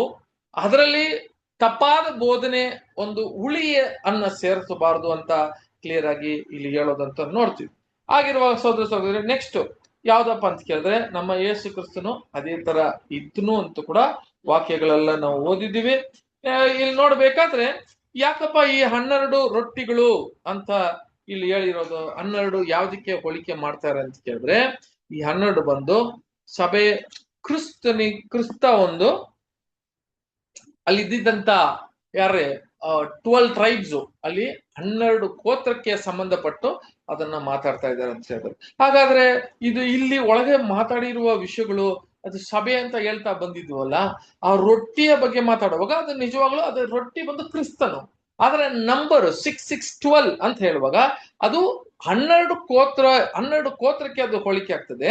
ಆದ್ರೆ 12 ಗೋತ್ರ ಅಂತ ಕೇಳಿದ್ರೆ ಇಸ್ರೇಲ್ಗೆ ಮಾತ್ರವೇ ಆ ಭಾಗವಿತ್ತ ಅಂತ ಕೇಳಿದ್ರೆ ಸಹೋದರ ಸಹೋದರಿಯರ, ಹೌದು, ಇಸ್ರೇಲಿಗೆ ನಮ್ಗೆಲ್ಲ ಗೊತ್ತಿದ್ದಂಗೆ ದ್ರಾಕ್ಷಿ ತೋಟ ಅಂತ ಹೇಳುವಾಗ ಮೊಟ್ಟ ಮೊದಲು ದ್ರಾಕ್ಷಿ ತೋಟ ಅಂದ್ರೆ ಯಾರಾಗಿದ್ರು ದ್ರಾಕ್ಷಿ ತೋಟ ಅಂತ ಹೇಳಿ? ಇಸ್ರೇಲ ಅಲ್ಲ ಬ್ರದರ್, ದೇವ್ರು ಹೇಳ್ತಾರಲ್ಲ, ಯೇಸು ಸ್ವಾಮಿ ಹೇಳ್ತಾರಲ್ಲ, ನಾನೇ ದ್ರಾಕ್ಷ ಬಳ್ಳಿ, ನನ್ನ ತಂದೆ ತೋಟಗಾರನು ಅಂತ. ನೀವು ವೆರಿ ಗುಡ್. ಹಂಗಾದ್ರೆ ದ್ರಾಕ್ಷಿ ತೋಟ ಅಂದ್ರೆ ಯಾರು ಅಂತ ಕೇಳುವಾಗ ನಾವ್ ಏನ್ ಹೇಳ್ತೀವಿ ಅಂತ ಕೇಳಿದ್ರೆ, ಖಂಡಿತ ನಾವು ಯಾರು ಹೇಳ್ತೀವಿ ಅಂತ ಕೇಳಿದ್ರೆ ಇದು ನಾವು ಅಂತ ಹೇಳಿದ್ರೆ ಸಭೆ ಅಂತ ಹೇಳ್ತೀವಿ ಅಲ್ವರ ಸಹೋದರ ಸಹೋದರರೇ? ನಿಜವಾಗ್ಲು ಅದಕ್ಕೆ ಹಂಗಾದ್ರೆ ಮುಂಚಿನ ದ್ರಾಕ್ಷಿ ತೋಟ ಇತ್ತ ಅಂತ ಕೇಳಿದ್ರೆ, ಮೊದಲು ದ್ರಾಕ್ಷಿ ತೋಟ ಅಂತ ಹೇಳುವಾಗ ಅದು ಇಸ್ರೇಲ್ಗೆ ಮಾತ್ರವೇ ಹೋಲಿಕೆ ಆಗ್ತದೆ, ನಮಗಲ್ಲ. ಫಸ್ಟ್ ಅದನ್ನ ಕೂಡ ನಾನು ಈಗ ವಾಕ್ಯ ನಮ್ಗೆ ಗೊತ್ತೇ, ಅದು ಇವಾಗ ಹೇಳ್ತೀನಿ ರೀ.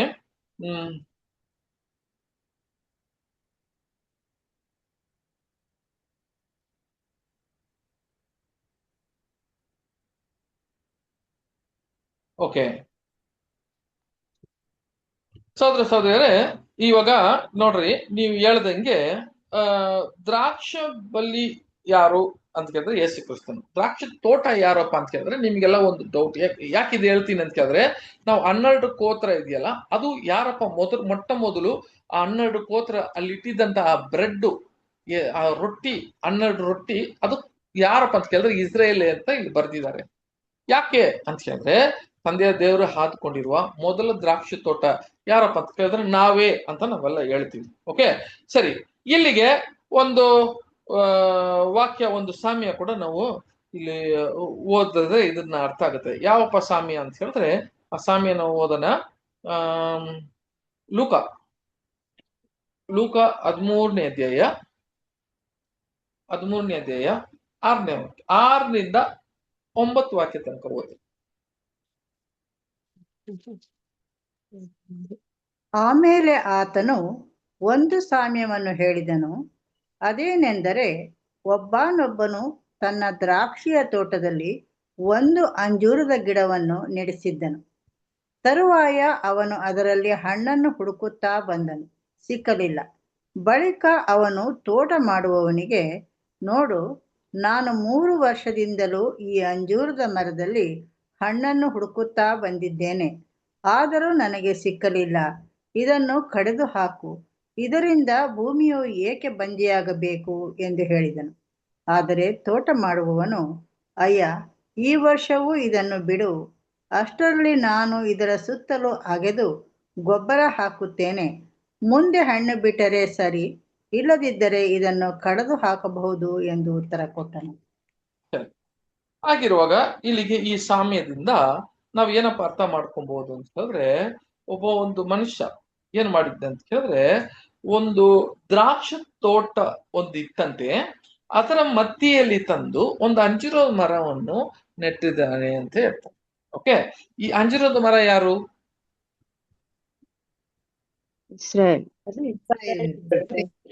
ಇಸ್ರಾಯೇಲ್ ಅಲ್ವರ? ಹೌದು, ಎಲ್ಲರಿಗೂ ಗೊತ್ತು, ಇಸ್ರಾಯೇಲೇ ಅಂಜೂರದ ಮರ ಅಂತ ಹೇಳ್ತೀವಿ.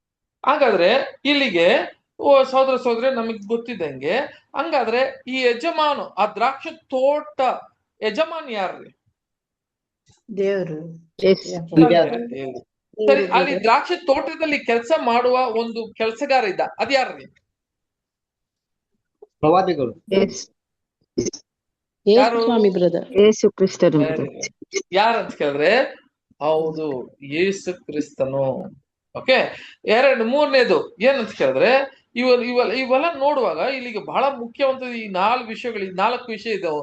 ಒಂದು, ಸಹೋದರರೇ, ಯೇಸು ಕ್ರಿಸ್ತನು ಇದನ್ನ ಒಂದು ಏನ್ ಮಾಡ್ತಾನೆ ಅಂತ ಕೇಳಿದ್ರೆ, ಇಲ್ಲಿ ನೋಡ್ರಿ, ಫಸ್ಟ್ ಆ ಒಂದು ಯಜಮಾನನು ಯಾವ್ದಕ್ಕೆ ಅಂತ ಕೇಳಿದ್ರೆ ಆ ದ್ರಾಕ್ಷಿ ತೋಟಕ್ಕೆ, ಎರಡನೇದು ಯಾರಂತ ಕೇಳಿದ್ರೆ ಆ ಸೇವಕನು, ಮೂರನೇದು ಯಾವ್ದಂತ ಕೇಳಿದ್ರೆ ಅಲ್ಲಿ ಇದ್ದಂತ ದ್ರಾಕ್ಷಿ ತೋಟ, ನಾಲ್ಕನೇದು ಯಾವ್ದಪ್ಪ ಅಂತ ಕೇಳಿದ್ರೆ ಮಧ್ಯದಲ್ಲಿ ಇದ್ದಿದ್ದಂತ ಅದು ಅಂಜೂರದ ಮರ ಅಂತ ನೋಡ್ತೀವಿ. ಸರಿ, ಇಲ್ಲಿ ನಮ್ಮ ಒಂದು 4 ಸೀಕ್ರೆಟ್. ಮೊದಲು ನಮ್ಗೆ ಗೊತ್ತಿದ್ದಂಗೆ ನೀವೆಲ್ಲ ಹೇಳ್ದಂಗೆ, ಯಾರಪ್ಪ ದ್ರಾಕ್ಷಿ ತೋಟದ ಒಂದು ಯಜಮಾನನು ಯಾರು ಅಂತ ಕೇಳಿದ್ರೆ, ಒಂದು ವಾಕ್ಯ ಓದೋಣ. ಯೋಹಾನ 15ನೇ ಅಧ್ಯಾಯ 1ನೇ ವಾಕ್ಯ. ನಾನೇ ನಿಜವಾದ ದ್ರಾಕ್ಷ ಬಳ್ಳಿ, ನನ್ನ ತಂದೆ ತೋಟಗಾರನು. ನೋಡಿದ್ರ, ದ್ರಾಕ್ಷ ಬಳ್ಳಿ ನಾನು, ಆದ್ರೆ ತೋಟಗಾರ ಯಾರಪ್ಪ ಅಂತ ಕೇಳಿದ್ರೆ ಇಲ್ಲಿ ತಂದೆ ದೇವ್ರನ್ನ ಹೇಳ್ತಾರೆ ತೋಟಗಾರ ಅಂತ ಹೇಳ್ತಾರೆ ಅಲ್ವರ? ಸಹೋದರ ಇಲ್ಲಿ ಇರುವಾಗ ಇಲ್ಲಿ ನೋಡ್ರಿ, ಒಂದು ಅದ್ಭುತವಾಗಿ ಒಂದು ವಿಷಯ ಏನಂತ ಕೇಳಿದ್ರೆ, ಇಲ್ಲಿಗೆ ಮಾತಾಡ್ಕೊಂಡ್ ಬರುವಾಗ ನೆಕ್ಸ್ಟ್ ಅದರಲ್ಲಿ 15ನೇ ಅಧ್ಯಾಯ 8ನೇ ವಾಕ್ಯ 9ನೇ ವಾಕ್ಯ ಓದ್ರಿ. ನೀವು ಫಲ ಕೊಡದೆ ಇದ್ದು ನಿಮಗೆ ಎಷ್ಟು 8ರಿಂದ ಓದ್ಲ ಬ್ರದರ್? 8, 9.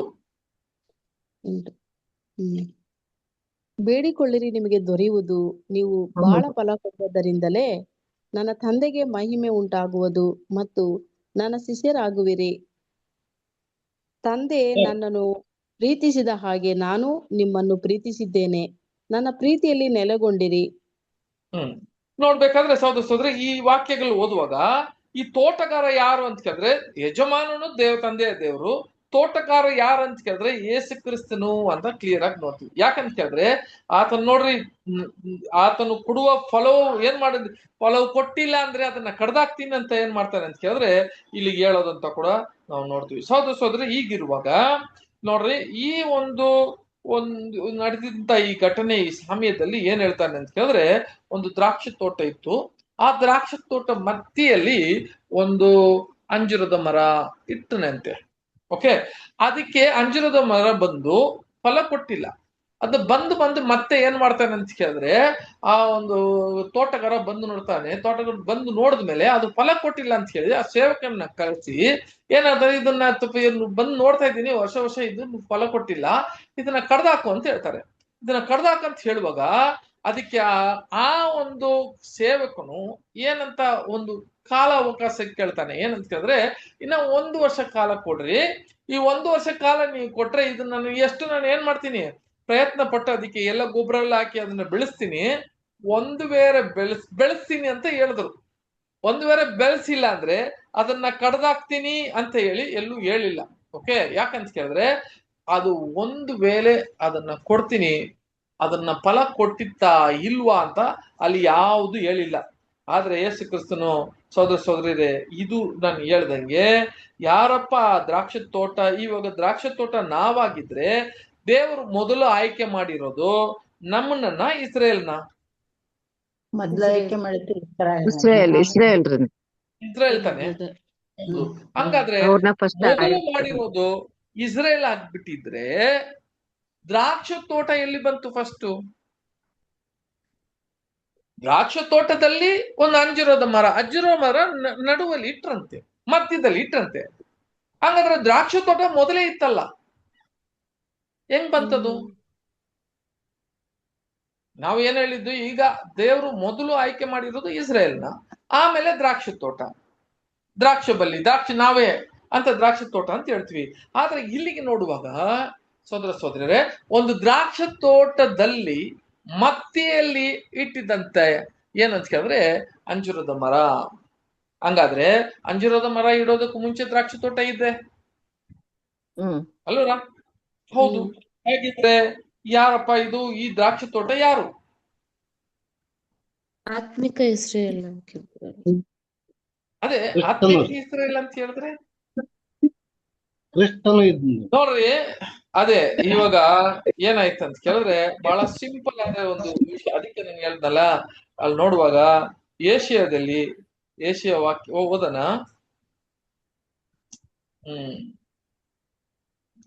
ಏಷ್ಯಾ 5ನೇ ಅಧ್ಯಾಯ 1ನೇ ವಾಕ್ಯ, 1ರಿಂದ ವಾಕ್ಯ ಓದ್ರಿ. ನನ್ನ ಪ್ರಿಯನನ್ನು ಅವನ ತೋಟವನ್ನು ಕುರಿತು ನನ್ನ ಪ್ರಿಯನ ಒಂದು ಗೀತವನ್ನು ನಾನು ಹಾಡುವೆ, ಕೇಳಿರಿ. ಸಾರವತ್ತಾದ ಗುಡ್ಡದ ಮೇಲೆ ನನ್ನ ಪ್ರಿಯನಿಗೆ ದ್ರಾಕ್ಷಿಯ ತೋಟವಿತ್ತು. ಅವನು ಅದನ್ನು ಅಗತೆ ಮಾಡಿ ಕಲ್ಲುಗಳನ್ನು ತೆಗೆದುಹಾಕಿ ಒಳ್ಳೊಳ್ಳೆ ದ್ರಾಕ್ಷಿಯ ಸಸಿಗಳನ್ನು ನೆಟ್ಟು ಮಧ್ಯದಲ್ಲಿ ಬುರುಜನ್ನು ಕಟ್ಟಿ ದ್ರಾಕ್ಷಿಯ ತೊಟ್ಟಿಯನ್ನು ಕೊರೆಯಿಸಿ ಮಾಡಿಕೊಂಡು, ತೋಟವು ಒಳ್ಳೆ ದ್ರಾಕ್ಷಿಯ ಹಣ್ಣನ್ನು ಕೊಡುವುದೆಂದು ಎದುರು ನೋಡುತ್ತಿರಲು ಅದು ಹೊಲಸು ಹಣ್ಣು ಬಿಟ್ಟಿತು. ಸಾಕು. ಹಾಗಿರುವಾಗ ಅದು ಒಳ್ಳೆ ದ್ರಾಕ್ಷ ಫಲವನ್ನು ಕೊಡುತ್ತೆ ಅಂತ ನೋಡಿದ್ರೆ ಹೊಲಸಿನ ಹಣ್ಣನ್ನು ಕೊಟ್ಟಿತ್ತಂತೆ. ಹಾಗಿದ್ರೆ ಸಹೋದರ ಸಹೋದರಿ, ಈ ದ್ರಾಕ್ಷಿ ತೋಟ ಯಾರ್ರಿ? ಇವಾಗ ಹೇಳ್ರಿ, ಈ ದ್ರಾಕ್ಷಿ ತೋಟ ಯಾರು? ಅದು ಇಸ್ರಾಯೇಲ? ಕರೆಕ್ಟಾ? 7ನೇ ವಾಕ್ಯ ಓದ್ರಿ ಅದರಲ್ಲಿ. ಸೇನಾಧೀಶ್ವರನಾದ ಯೆಹೋವನ ದ್ರಾಕ್ಷಿಯ ತೋಟವು ಇಸ್ರಾಯೇಲರ ಮನೆತನ. ನೋಡಿದ್ರ? ಆಗಿರುವಾಗ ಸಹೋದರ ಸಹೋದರಿಯರೇ, ಮೊದಲು ದ್ರಾಕ್ಷಿ ತೋಟ ಯಾರಪ್ಪ ಅಂತ ಹೇಳಿದ್ರೆ ಆ ಇಸ್ರೇಲೇ. ಈಗ ಅದಕ್ಕೆ ಹೇಳೋದು, ನಾನು ಮುಂಚೆ ಹೇಳ್ದ್ನಲ್ಲ, ಈ ದ್ರಾಕ್ಷಿ ತೋಟ ಯಾರಪ್ಪ ಅಂತ ಕೇಳಿದ್ರೆ ಆ ಇಸ್ರೇಲ್ ಆದ ಆ ದ್ರಾಕ್ಷಿ ತೋಟ ಅಂತ ಹೇಳ್ತಾರೆ. ಇವರಿಗೆ ಎಷ್ಟೋ ಪ್ರವಾದಿಗಳನ್ನ ಕಳಿಸಿದ್ರಂತೆ. ಒಳ್ಳೆ ಒಂದು ಗೊಬ್ಬರವನ್ನ ಹಾಕಿ ಎಲ್ಲ ಅದರಲ್ಲಿ ಇರುವ ಕಳ್ಳುಗಳೆಲ್ಲ ತೆಗೆದಾಕಿ ಅದರಲ್ಲಿ ಎಲ್ಲಾ ತೆಗೆದಾಕ್ಬಿಟ್ಟು ಇವ್ರು ನೋಡಿದ್ರೆ ಇವ್ರು ಒಳ್ಳೆ ಹಣ್ಣನ್ನ ಕೊಡ್ತಾರೆ ಅಂತ ನೋಡಿದ್ರೆ ಸಹೋದರ ಸಹೋದರಿಯರೇ ಯಾವ ಹಣ್ಣನ್ನ ಕೊಟ್ರಂತೆ ಅಂತೆ ನೋಡ್ರಿ.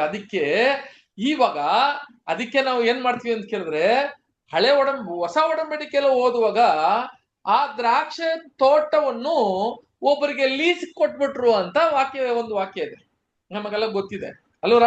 ನೋಡ್ರಿ ಇನ್ನೊಂದು ವಾಕ್ಯ ಕೂಡ ಓದೋಣ. ಹೋಸೆಯ 9ನೇ ಅಧ್ಯಾಯ 10ನೇ ವಾಕ್ಯ. ಹೋಸೆಯ 9ನೇ ಅಧ್ಯಾಯ 10ನೇ ವಾಕ್ಯ. ದ್ರಾಕ್ಷಿಯ ಹಣ್ಣು ಸಿಕ್ಕಿದಂತೆ ಇಸ್ರಾಯೇಲು ನನಗೆ ಸಿಕ್ಕಿತು. ಹೊಸದಾಗಿ ಸಾಕು ದ್ರಾಕ್ಷ ಹಣ್ಣನ್ನು ಸಿಕ್ಕಿದಂತೆ ಆ ಇಸ್ರಾಯೇಲ್ ನನಗೆ ಸಿಕ್ಕಿದ್ರು ಅಂತ ಹೇಳ್ತಾರೆ. ಸಹೋದರ ಸಹೋದರಿ, ಇದೆಲ್ಲ ನಾವು ನೋಡ್ಬೇಕಾದ್ರೆ ಮೊದಲು ತಂದೆ ದೇವರು ಆಯ್ಕೆ ಮಾಡಿದ್ದು ಆ ದ್ರಾಕ್ಷ ತೋಟ ಅಂತ ಹೇಳುವಾಗ ಆತನ ಮನಸ್ಸಲ್ಲಿ ದ್ರಾಕ್ಷ ತೋಟ ಇತ್ತು ಅಲ್ಲರ. ಆದ್ರೆ ದ್ರಾಕ್ಷ ತೋಟ ಇರುವ ಮನಸ್ಸಲ್ಲಿ ಆತನ ಯೋಜನೆ ಮೊದಲು ತಂದೆ ದೇವರು ಸಭೆಯಾಗಿ ಆಯ್ಕೆ ಮಾಡಿರುವುದು ಯಾರಿಗೆ ಆಯ್ಕೆ ಹೋಯ್ತು ಅಂತ ಹೇಳಿದ್ರೆ ಇಸ್ರಾಯೇಲ್ ಮಕ್ಕಳಿಗೆ ಆ ಒಂದು ಸಂದರ್ಭ ಎಲ್ಲ ಆಯ್ಕೆ ಅವರಿಗೆ ಸಿಕ್ಕಿತ್ತು. ಅವ್ರಿಗೆ ಏನಂತ ಕೇಳಿದ್ರೆ ಎಲ್ಲ ಇರುವ ಆಶೀರ್ವಾದಗಳು ಎಲ್ಲವೇ ಯಾರಿಗಪ್ಪ ಕೊಟ್ರು ಅಂತ ಕೇಳಿದ್ರೆ ಇಸ್ರಾಯೇಲಿಗೆ ಕೊಟ್ಟಿದ್ರು. ಹೌದು ಸಹೋದರರೇ, ಅದಕ್ಕೆ ನೋಡ್ರಿ ಈಗ ದ್ರಾಕ್ಷ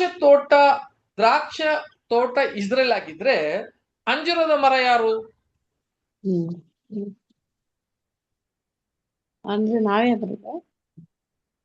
ಅದೇ ನೀವ್ ಹೇಳ್ಬೇಕು. ಈಗ ನಾನು ಹೇಳ್ದಲ್ಲ, ಅಂಜೂರದ ಮರ ಯಾರು? ಈಗ ಅಂಜೂರದ ಮರ ಈಗ ದ್ರಾಕ್ಷ ತೋಟ ಅಂತ ಹೇಳುವಾಗ ದ್ರಾಕ್ಷ ತೋಟ ಇಸ್ರೇಲ್ ಅಂತ ಹೇಳಿದ್ರಪ್ಪ.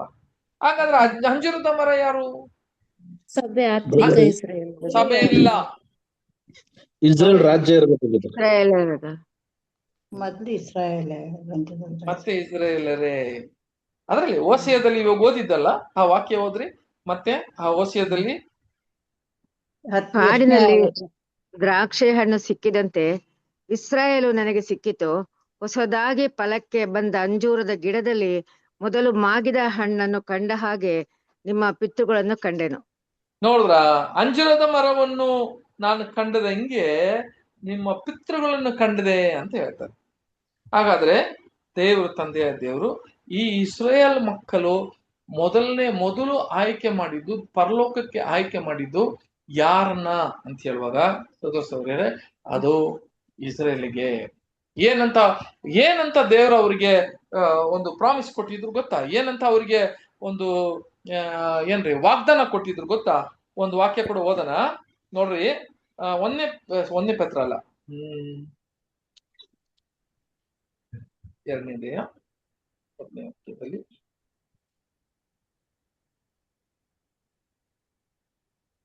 ಓಕೆ.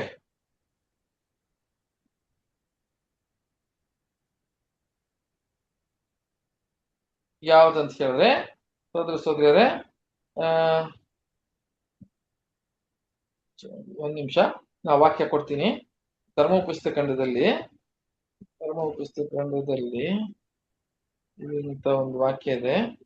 19ನೇ ಅಧ್ಯಾಯ 6ನೇ ವಾಕ್ಯ. ಸತ್ತವನಲ್ಲಿ ಅವನಿಗೆ ಮೊದಲು ದ್ವೇಷವಿಲ್ಲದರಿಂದ ಅದೇನದ ಸರ್ ಧರ್ಮೋಪುಸ್ತಕ ಖಂಡ ಅಲ್ಲ, ಸಾರಿ, ವಿಮೋಚನ ಕಾಂಡದಲ್ಲಿ 19ನೇ ಅಧ್ಯಾಯ 6ನೇ ವಾಕ್ಯ.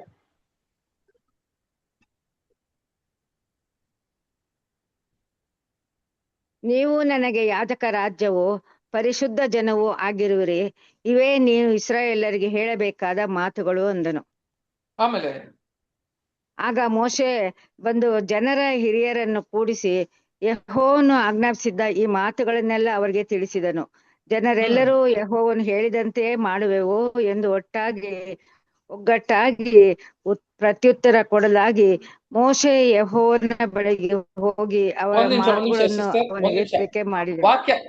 ವಾಕ್ಯ 5ರಿಂದ ಓದ್ರಿ. 5, 6 2 ಸೇರಿಸಿ ಓದ್ರಿ. ಹೀಗಿರಲಾಗಿ ಮಾತು ಶ್ರದ್ಧೆಯಿಂದ ನಾನು ಮಾಡಿಸಿದರೆ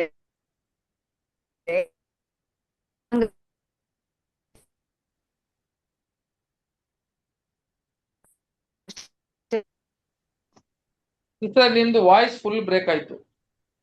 ಹೀಗಿರಲಾಗಿ ನೀವು ನನ್ನ ಮಾತನ್ನು ಶ್ರದ್ಧೆಯಿಂದ ಕೇಳಿ ನಾನು ಮಾಡುವ ನಿಬಂಧನೆಯನ್ನು ಅನುಸರಿಸಿ ನಡೆದರೆ ನೀವು ಎಲ್ಲಾ ಜನಾಂಗಗಳಲ್ಲಿ ನನಗೆ ಸ್ವಕೀಯ ಜನರಾಗಿವಿರಿ. ಒಂದು ನಿಮಿಷ ಸಮಸ್ತ ಭೂಮಿಯು ನನ್ನದಷ್ಟೇ. ಇಲ್ಲಿಗೆ ಹೇಳ್ತಾರೆ ನೋಡ್ರಿ, ಎಲ್ಲಾ ಜನಾಂಗಗಳಲ್ಲಿ ನನ್ನ ಸ್ವರ್ಗೀಯ ಜನರಾಗಿರ್ತೀರಾ. ಆಮೇಲೆ ಸಮಸ್ತ ಭೂಮಿಯು ನನ್ನದಷ್ಟೇ. ಆಮೇಲೆ ನೀವು ನನಗೆ ಯಾಜಕ ರಾಜ್ಯವು ಪರಿಶುದ್ಧ ಜನವೂ ಆಗಿರುವಿರಿ. ನೋಡು, ನೀವೇ ಯಾಜಕರು ಪರಿಶುದ್ಧ ಜನರವಾಗಿ ಇರ್ತೀರಾ ಅಂತ ಹೇಳಿದ್ರು ನೋಡ್ರಿ. ಸ್ವರ್ಗೀಯ ಆದ್ರೆ ಒಂದು ವಾಕ್ಯ, ಒಂದು ವಿಷಯ ಹೇಳಿದ್ರು, ನೀವೇ ಈ ಜನಾಂಗಗಳಲ್ಲಿ ಎಲ್ಲಾ ಜನಾಂಗಗಳಲ್ಲಿ ನೀವು ಏನ್ರಿ ಸ್ವರ್ಗೀಯ ಜನರು ಅಂತ ಹೇಳ್ಬಿಟ್ರು ಇಲ್ಲಿಗೆ ಅಲ್ಲ. ಹೀಗಿರಲಾಗಿ ನೀವು ನನ್ನ ಮಾತನ್ನು ಶ್ರದ್ಧೆಯಿಂದ ಕೇಳಿ ನಾನು ಮಾಡುವ ನಿಬಂಧನೆಯನ್ನು ಅನುಸರಿಸಿ ನಡೆದ್ರೆ ಮಾತ್ರವೇ ನೀವು ಎಲ್ಲ ಜನಾಂಗಗಳಲ್ಲಿ ನನಗೆ ಸ್ವರ್ಗೀಯ ಜನರಾಗಿರ್ತೀರಾ ಅಂತ ಹೇಳ್ಬಿಟ್ಟು. ಹಂಗಾದ್ರೆ ನನ್ನ ಮಾತನ್ನ ಕೇಳಿ ನನ್ನ ಶ್ರದ್ಧೆಯನ್ನು, ನನ್ನ ನಿಬಂಧನೆ ಒಡಂಬಡಿಕೆಯನ್ನ ಯಾರು ಕೈಕೊಳ್ತಿರೋ ಅದ್ರ ಪ್ರಕಾರ ನೀವೇನಾಗ್ತೀರಾ ಅಂತ ಕೇಳಿದ್ರೆ ನನ್ನ ಸ್ವರ್ಗೀಯ ಜನರಾಗಿರ್ತೀರಾ ಅಂತ ಹೇಳಿದ್ರು. ಆದ್ರೆ ಇವ್ರು ಇದ್ರ ಏನ್ ಹಣ್ಣು ಕೊಟ್ರಿ ಇವ್ರು? ಏನು ಹಣ್ಣು? ಒಳ್ಳೆ ಹಣ್ಣು ಕೊಡ್ತೀರಾ ಅಂತ ನೋಡಿದ್ರೆ ಏನು ಹಣ್ಣು ಕೊಟ್ರಿ ಅಂತ ಕೇಳಿದ್ರೆ ಅದು ಹೊಳಸಿನ ಹಣ್ಣು ಕೊಟ್ರು. ಹಾಗಾದ್ರೆ ಈ ದ್ರಾಕ್ಷಿ ತೋಟವನ್ನು ಈಗ ಕುತ್ತಿಗೆ ಅಂತ ಹೇಳ್ತಾರೆ. ಕುತ್ತಿಗೆ ಅಂತ ಹೇಳುವಾಗ ಲೀಸ್ ಅಂತ ಹೇಳ್ತಾರೆ. ಲೀಸ್ಗೆ ಏನ್ ಹೇಳ್ತಾರೆ ಕನ್ನಡದಲ್ಲಿ? ಗುತ್ತಿಗೆ. ಗುತ್ತಿಗೆ. ಆ ಗುತ್ತಿಗೆನಾ? ಗುತ್ತಿಗೆ ಬ್ರದರ್. ಬೇರೆಯವರಿಗೆ ಕುತ್ತಿಗೆ ಕೊಡ್ತಾರೆ ಅಂತ ಹೇಳ್ತಾರೆ. ಹಂಗಾದ್ರೆ ನೀವು ಹೊಸ ಒಡಂಬಡಿಕೆಯಲ್ಲಿ ನೋಡುವಾಗ ಈ ದ್ರಾಕ್ಷ ತೋಟ ಇವಾಗ ಯಾರ ಅಲ್ಲಿಂದ ಬಿಟ್ಟು ಇವಾಗ ಯಾರ ಕೈಗೆ ಬಂತು ಅಂತ ಹೇಳಿದ್ರೆ, ಸಹೋದರ ಸಹೋದರಿಯರೇ, ಇದೇ ವಾಕ್ಯ ನಾವ್ ಎಲ್ಲೋತ್ತೀರಿ ನೋಡ್ರಿ. ಅವರಿಂದ ಕಿತ್ತಲ್ಪಟ್ಟು ಅವರ ಆ ವಾಕ್ಯವನ್ನು ಕೈ ಬಿಟ್ಟದ ಮೇಲೆ ಇವಾಗ ಎಲ್ಲಿ ಬಂತು ಅಂತ ನೋಡುವಾಗ ನೋಡ್ರಿ, ವಾಕ್ಯ ನೋಡೋಣ. ಒಂದು ನೋಡ್ರಿ ವಾಕ್ಯ ಓದಿ.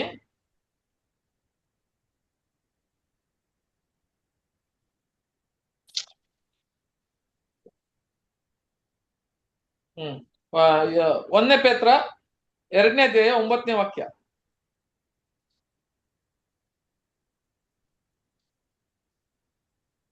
ನೀವಾದರೂ ನಮ್ಮನ್ನು ಕತ್ತಲೊಳಗಿಂದ ಕರೆದು ತನ್ನ ಆಶ್ಚರ್ಯಕರವಾದ ಬೆಳಕಿನಲ್ಲಿ ಸೇರಿಸಿದ ಆತನ ಗುಣಾತಿಶಯಗಳನ್ನು ಪ್ರಚಾರ ಮಾಡುವರಾಗುವಂತೆ ದೇವರಾದುಕೊಂಡ ಜನಾಂಗವು, ರಾಜವಂಶಸ್ಥರಾದ ಯಾಜಕರು, ಮೀಸಲಾದ ಜನವು, ದೇವರ ಸ್ವಕೀಯ ಪ್ರಜೆಯೂ ಆಗಿದ್ದೀರಿ.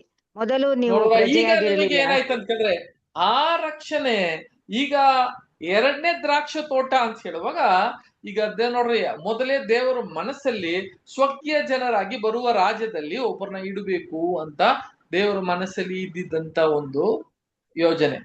ಆ ಯೋಜನೆ ಏನಪ್ಪಾ ಅಂತ ಕೇಳಿದ್ರೆ, ಮೊದಲು ಯಾರಿಗೆ ಹೋಯ್ತು ಅಂತ ಕೇಳಿದ್ರೆ ಅದು ಇಸ್ರಾಯೇಲ್ ಜನರಿಗೆ ಕೊಟ್ರು.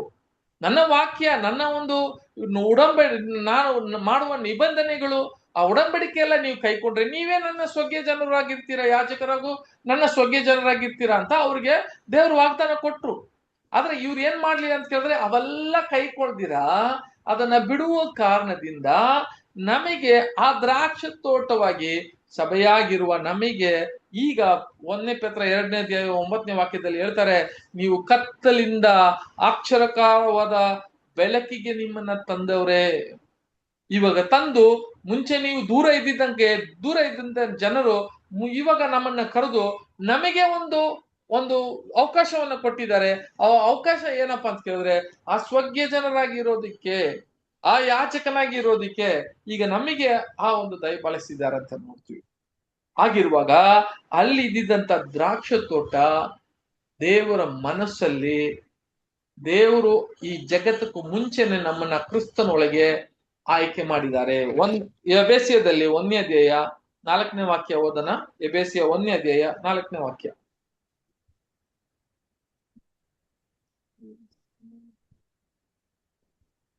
ಹೇಗೆಂದರೆ ನಾವು ಪ್ರೀತಿಯಲ್ಲಿ ನಡೆದು ಆತನ ಸನ್ನಿಧಿಯಲ್ಲಿ ಪರಿಶುದ್ಧರೂ ದೋಷವಿಲ್ಲದವರು ಆಗಿರಬೇಕೆಂದು ನಮ್ಮನ್ನು ಜಗದುತ್ಪತ್ತಿಗೆ ಮುಂಚೆ ಕ್ರಿಸ್ತನಲ್ಲಿ ಆರಿಸಿಕೊಂಡನು. ನೋಡಿದ್ರೆ ಈಗ ಜಗತ್ತಕ್ಕೂ ಮುಂಚೆನೆ ನಮ್ಮನ್ನ ಕ್ರಿಸ್ತನೊಳಗೆ ಆರಿಸಿಕೊಂಡನು. ಅದು ಯಾರಪ್ಪ ಅಂತ ಹೇಳಿದ್ರೆ ಅದು ಇಸ್ರಾಯೇಲ್ ಮಕ್ಕಳು ಕೂಡ. ಇಸ್ರಾಯೇಲ್ ಮಕ್ಕಳು ಕೂಡ ಅದರಲ್ಲಿ ಒಂದು ಆ ಯೋಚನೆಯಲ್ಲಿ ಇದ್ರು.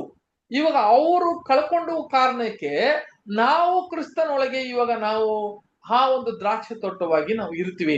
ಆದ್ರೆ ಫಲವೂ ಅಲ್ಲಿ ಕೇಳಿಲ್ಲ. ಇಸ್ರಾಯೇಲ್ ಮಕ್ಕಳ ಹತ್ರ ಆಗ್ಲಿ ಅಲ್ಲಿ ನೋಡ್ರಿ, ಅಲ್ಲಿ ಕೊಡುವಾಗ ಅಲ್ಲಿ ದ್ರಾಕ್ಷಿ ತೋಟ ಒಂದಿತ್ತು, ಅದರ ಮಧ್ಯೆಯಲ್ಲಿ ಅಂಜೂರದ ಮರವನ್ನು ಅಲ್ಲಿ ನಟ್ಟು ಬಿಟ್ಟಿದ್ರು. ಆದ್ರೆ ಅಲ್ಲಿಗೆ ಬರುವ ಆ ಯಜಮಾನನು ಯಾರಲ್ಲಿ ಹಣ್ಣು ಫಲವನ್ನು ಎದುರು ನೋಡ್ತಾ ಬಂದ ಅಂತ ಹೇಳಿದ್ರೆ ದ್ರಾಕ್ಷಿ ತೋಟದಲ್ಲಿ ಇಲ್ಲ. ಆತನು ನೋಡಿದ್ದು ಫಲ ಯಾರ ಹತ್ರ ಅಂತ ಹೇಳಿದ್ರೆ ಅಂಜೂರದ ಮರ ಹತ್ರ ನೋಡಿಸಿದ್ನು. ಅಂಜೂರದ ಮರ. ಹಂಗಾದ್ರೆ ಏನಪ್ಪ ಅರ್ಥ ಅದಕ್ಕೆ? ಮತ್ತೆ ಆ ವಾಕ್ಯ ಓದನ ಗೊತ್ತಾಗುತ್ತೆ, ಅರ್ಥ ಆಗುತ್ತೆ ನೋಡ್ರಿ. ಓದನ ಸರ್ದು ಲೂಕ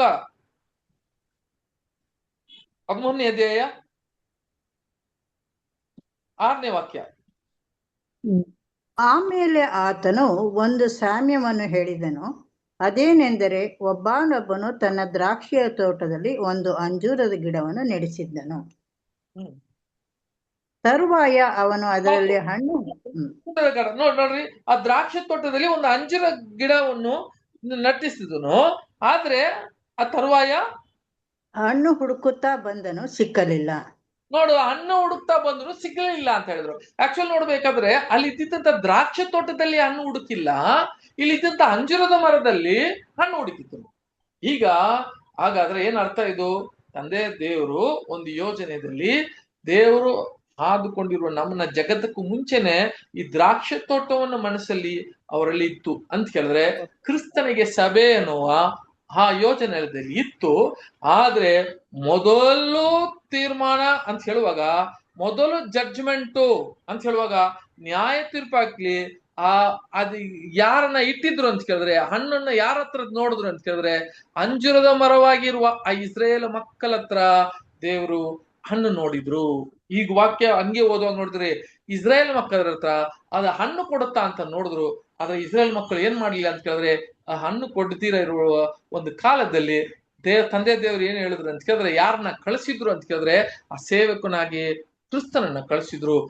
ಆಗ ಕೂಡ ಅವ್ರು ಹಣ್ಣು ಕೊಡುವ ಒಂದು ಸ್ಥಿತಿಯಲ್ಲಿ ಇರ್ಲಿಲ್ಲ. ಅದಕ್ಕೆ ಯೇಸು ಕ್ರಿಸ್ತನ ಏನು ಕೇಳಿದ್ರು ಅಂತ ಕೇಳಿದ್ರೆ, ಇನ್ನ 1 ವರ್ಷ ಅವಶ್ಯಕ, ಒಂದು ಕಾಲ ಕೇಳಿದ್ರು. ಆ 1 ವರ್ಷ ಕಾಲ ನೋಡ್ಬೇಕಾದ್ರೆ ಯೇಸು ಕ್ರಿಸ್ತನ ಒಂದು 3.5 ವರ್ಷ ಅಲ್ವಾ, 3.5 ವರ್ಷ ಆದ್ಮೇಲೆ ಕೂಡ ಎಷ್ಟೇ ಅವರು ಉಪದೇಶ ಮಾಡಿದ್ರು ಕೂಡ ಕ್ರಿಸ್ತನ ಆ ಒಂದು ಸುವಾರ್ತೆಯನ್ನು ಅವ್ರು ಏನ್ ಮಾಡ್ಲಿಲ್ಲ ಅಂತ ಕೇಳಿದ್ರೆ ಸಹೋದರ ಸಹೋದರಿಯರೇ, ಅದನ್ನ ಹಿಂಬಾಲಿಸ್ಲಿಲ್ಲ ಅಂತ ಹೇಳ್ತಾರೆ. ಅವರು ಫಲವನ್ನು ಕೊಟ್ಟಿಲ್ಲ. ಆದ ಕಾರಣ ನೋಡ್ರಿ, ಅಲ್ಲಿಗೆ ಅಂಜೂರದ ಮರ ಹತ್ರ ಫಲ ಕೇಳಿದ್ರು. ಆ ಅಂಜೂರದ ಮರ ಯಾರಪ್ಪ ಅಂತ ಕೇಳಿದ್ರೆ ಅದು ಇಸ್ರಾಯೇಲೇ. ಆದ್ರೆ ದೇವರು, ತಂದೆ ದೇವರು ಯೋಜನೆಯಲ್ಲಿ ಆತನ ದ್ರಾಕ್ಷಿ ತೋಟ ಇತ್ತು. ಅದು ಮೊದಲನೇದು ಅವರು ಅಂಜೂರದ ಮರದಿಂದ ಬಂದುವಾಗ ಪರಲೋಕ ರಕ್ಷಣೆ ಮೊದಲು ಇಸ್ರಾಯೇಲ್ ಜನಕ್ಕೆ ಕೊಟ್ಟಿದ್ರು, ಆಮೇಲೆ ನಮಗೆ ಅಲ್ವರ. ವಾಕ್ಯ ಏನ್ ಹೇಳುತ್ತೆ?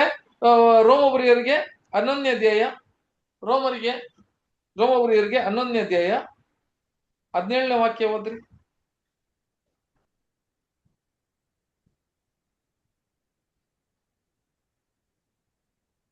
ಆದರೆ ಆದರೆ ಕೆಲವು ಕೊಂಬೆಗಳು ಮುರಿದು ಹಾಕಲ್ಪಡಲು ಕಾಡೆಣ್ಣೆ ಬರೆದಂತಿರುವ ನೀನು ಅವುಗಳ ತಾವಿನಲ್ಲಿ ಕಸಿ ಕಟ್ಟಿಸಿಕೊಂಡವನಾಗಿ ಊರೆಣ್ಣೆ ಮರದ ರಸವತ್ತಾದ ಬೇರಿನಲ್ಲಿ ಪಾಲು ಹೊಂದಿದರೂ ಆ ಕೊಂಬೆಗಳನ್ನು ಕಡೆಗಣಿಸಿ ನಿನ್ನನ್ನು ಹೆಚ್ಚಿಸಿಕೊಳ್ಳಬೇಡ. ನೋಡ್ಬೇಕಾದ್ರೆ ಸೋದರ ಸೋದರಿಯಲ್ಲಿ ನಾವು ಕಾಡಿನ ಎಣ್ಣೆ ಮರ ಅಂತ ಹೇಳ್ತಾರೆ ಅಲ್ವಾ. ನೋಡ್ರಿ, ಅಲ್ಲಿ ಏನ್ ಹೇಳ್ತಾರೆ ಅಂತ ಕೇಳಿದ್ರೆ, ವಾಕ್ಯ ಹೇಳುವಾಗ 11ನೇದಲ್ಲಿ ಅದರಲ್ಲಿ 11ನೇ ವಾಕ್ಯ 11-12 ವಾಕ್ಯ ಓದ್ರಿ. ಹಾಗಾದರೆ ಅವರು ಬಿದ್ದೇ ಹೋಗುವಂತೆ ಎಡವಿದರೇನು ಎಂದು ಕೇಳುತ್ತೇನೆ. ಹಾಗೆ ಎಂದಿಗೂ ಹೇಳಬಾರದು. ಅವರು ಬಿದ್ದು ಹೋದದ್ದರಿಂದ ಕ್ರಿಸ್ತನಿಂದ ಉಂಟಾಗುವ ರಕ್ಷಣೆಯು ಅನ್ಯ ಜನರಿಗೆ ಉಂಟಾಯಿತು. ಇದರಿಂದ ದೇವರು ಅವರಲ್ಲಿ ಕುರುಡು ಹುಟ್ಟಿಸುತ್ತಾನೆ. ಅವರು ಬಿದ್ದಿರೋ ಕಾರಣ ಅವ್ರು ಬಿದ್ದಿದ್ದಕ್ಕೆ ಈಗ ಅನ್ಯ ಜನರಿಗೆ ಬಂತಂತೆ. ಹಾಗೆ ಬಿಡಂಗಿಲ್ಲ ಅವ್ರನ್ನ. ಆದ್ರೆ ಕೂಡ ಅವರು ಬಿದ್ದಿದ್ದಕ್ಕೆ ನಮಗೆ ರಕ್ಷಣೆ ಸಿಕ್ತು ಅಂತ ಹೇಳ್ತಾರೆ. ಹಂಗಾದ್ರೆ ದ್ರಾಕ್ಷ ತೋಟವಾಗಿ ಇದು ಎಲ್ಲಿಗೆ? ನಾವು ಯಾವತ್ತೂ ಇಸ್ರೇಲ್ ಜನರಾಗಿ ಆಗಿರೋಕ್ ಸಾಧ್ಯವಿಲ್ಲ. ನಾವು ಯಾವತ್ತೂ ಕೂಡ ನಾವು ಆ ಒಂದು ಅಂಜಿರದ ಮರವಾಗಿ ಇರೋದಕ್ಕೆ ಸಾಧ್ಯವಿಲ್ಲ. ಇದು ಯಾರ ಬಗ್ಗೆ ಮಾತಾಡುತ್ತೆ ಅಂತ ಕೇಳಿದ್ರೆ, ದೇವರು ಆಯ್ಕೆ ಮಾಡಿರುವ ಆ ದ್ರಾಕ್ಷ ತೋಟವಾಗಿ ಇರಬೇಕು ಕ್ರಿಸ್ತನಿಗೆ ಒಂದು ಸಭೆ ಅಂತ ನೋಡುವಾಗ ಅದು ಇಸ್ರೇಲೇ ಇದ್ರು ಆಶೀರ್ವಾದಕ್ಕೆ, ಪರಲೋಕ ಆಶೀರ್ವಾದಕ್ಕೆ. ಅವರು ಬಿದ್ರು ಅನ್ಯ ಜನರಿಗೆ ಆ ಒಂದು ಅವಕಾಶ ಸಿಕ್ತು ಅಂತ ಹೇಳ್ತಾರೆ. ಆಗಿರುವಾಗ ಸೋದರ ಸೋದರಿ ಇಲ್ಲಿಗೆ ಉಂಟಾಯ್ತು ಅವರು. ಆಮೇಲೆ 12ನೇ ವಾಕ್ಯ ಓದ್ರಿ. ಅವರು ಬಿದ್ದು ಹೋದದ್ದು ಸರ್ವಲೋಕದ ಭಾಗ್ಯಕ್ಕೂ, ಅವರು ಸೋತು ಹೋದದ್ದು ಅನ್ಯ ಜನಗಳ ಭಾಗ್ಯಕ್ಕೂ ಮಾರ್ಗವಾಗಿರಲಾಗಿ, ಅವರ ಪೂರ್ಣ ಪುನಃಸ್ಥಾಪನೆಯು ಎಷ್ಟೋ ಹೆಚ್ಚಾಗಿ ಭಾಗ್ಯಕ್ಕೆ ಕಾರಣವಾಗುವುದು. ನೋಡಿದ್ರ, ಅವರು ಬಿದ್ದಿರೋದೇ ಇಷ್ಟೊಂದು ದೊಡ್ಡ ಆಶೀರ್ವಾದ ಅಂತ ಕೇಳಿದ್ರೆ ಅವರ ಒಂದು ಪೂರ್ಣತೆ ಹೆಂಗಿರ್ತದೆ ಜಸ್ಟ್ ಇಮ್ಯಾಜಿನ್ ಮಾಡ್ರಿ. ಆಗಿರುವಾಗ ಸೋದರ ಸೋದರಿಯರೇ, ನಮಗೆ ಏನಪ್ಪಾ ಇಲ್ಲಿ ಹೇಳ್ತಾ ಇದ್ದಾರೆ ಅಂತ ಕೇಳಿದ್ರೆ, ಆ 12 ರೊಟ್ಟಿ ಅಂತ ಹೇಳುವಾಗ ಆ 12 ರೊಟ್ಟಿ ಅವರಿಗೆ ಅವಕಾಶ ಕೊಟ್ಟಿದ್ದು ಯಾರಿಗಪ್ಪ ಅಂತ ಕೇಳಿದ್ರೆ, ಮೊದಲು ಅದು ಇಸ್ರೇಲ್ಗೆ ಕೊಟ್ಟಿದ್ದು.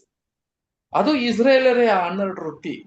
ಅವ್ರಿಗೆ ಆ ಆಯ್ಕೆ, ಆ ಒಂದು ಪವಿತ್ರ ಸ್ಥಳದಲ್ಲಿ ಇದ್ದುಕೊಂಡು ಅದನ್ನ ಆ ಒಂದು ಆತ್ಮೀಯ ರೀತಿಯಲ್ಲಿ ಅವರು ತಿಂದಿ ಆ ಒಂದು ದೇವರ ಆಶೀರ್ವಾದ ಪಡ್ಕೊಳ್ಳೋದಕ್ಕೆ ಯಾರಕ್ಕಪ್ಪ ಅವಕಾಶ ಸಿಕ್ತು ಅಂತ ಕೇಳಿದ್ರೆ ಇಸ್ರೇಲ್ ಮಕ್ಕಳಿಗೆ ಸಿಕ್ತು.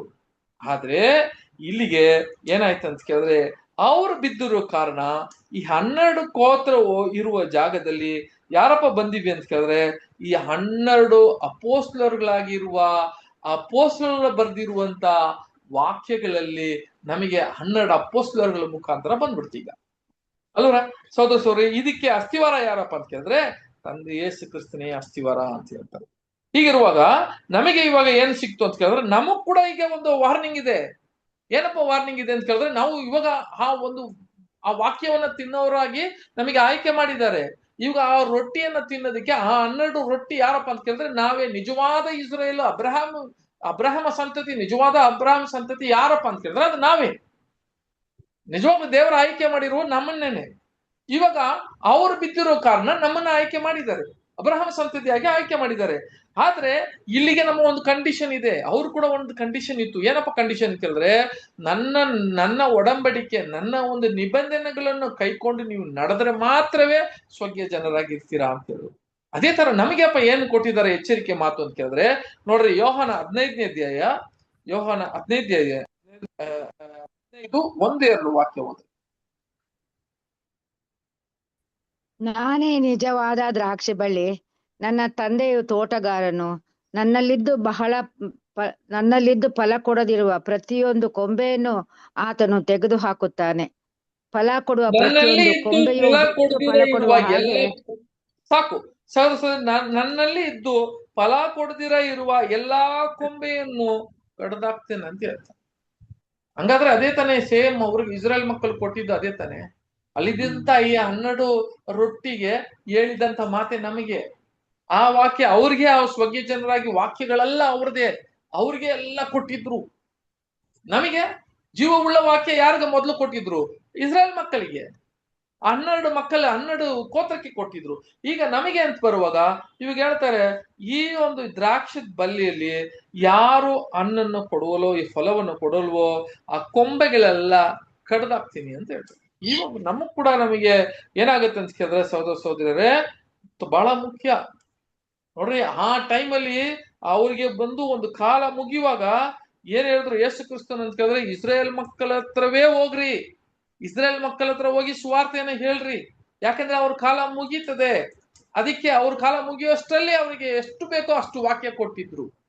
ಆದ್ರೆ ಅವರು ಯಾ ಕಡೆ ತಿರುಗ್ಲಿಲ್ಲ ಅಂತ ಕೇಳಿದ್ರೆ ಆ ಹುಳಸಿನ ಹಣ್ಣು ಅವ್ರು ಕೊಟ್ಟಿದ್ದಂತ ಕೂಡ ನಾವು ನೋಡ್ತೀವಿ ಸೋದರಿಸಿದ್ರೆ. ಆದ್ರೆ ನಮಗೆ ಏನಾಯ್ತು ಅಂತ ಕೇಳಿದ್ರೆ, ಸರಿ ಈಗ ನಮಗೆ ಏನಾಯ್ತು ಅಂತ ಕೇಳಿದ್ರೆ ಸೋದರಿಸೋದ್ರೆ ದೇವರು ಕೊಟ್ಟಿದ್ದಾರೆ. ನೋಡ್ರಿ, ಒಂದು ವಾಕ್ಯ ಓದೋಣ.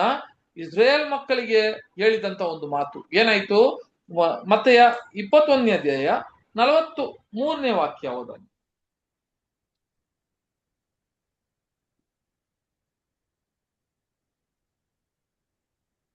21:43.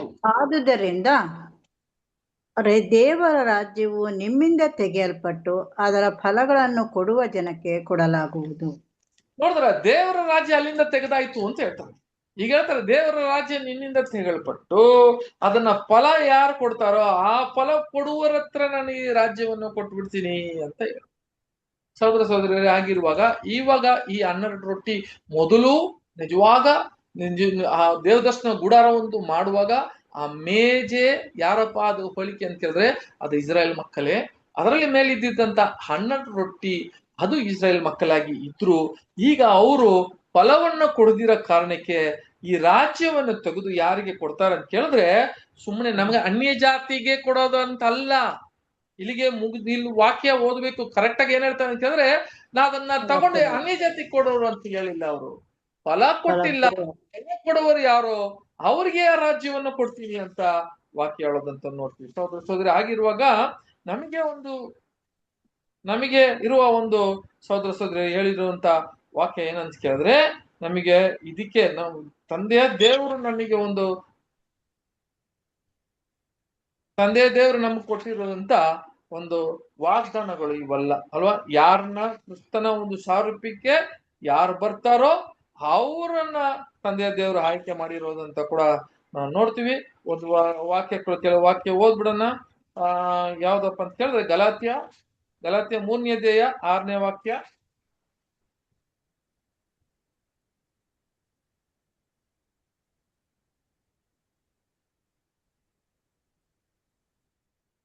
ನಂಬಿದ್ದದರಿಂದಲೇ ಅಬ್ರಹಾಮನು ದೇವರನ್ನು ನಂಬಿದನು, ಆಮೇಲೆ ಆ ನಂಬಿಕೆ ಅವನ ಲೆಕ್ಕಕ್ಕೆ ನೀತಿ ಎಂದು ಎಣಿಸಲ್ಪಟ್ಟಿತು ಎಂಬುದಾಗಿ ಬರೆದದೇ ಅಲ್ಲ.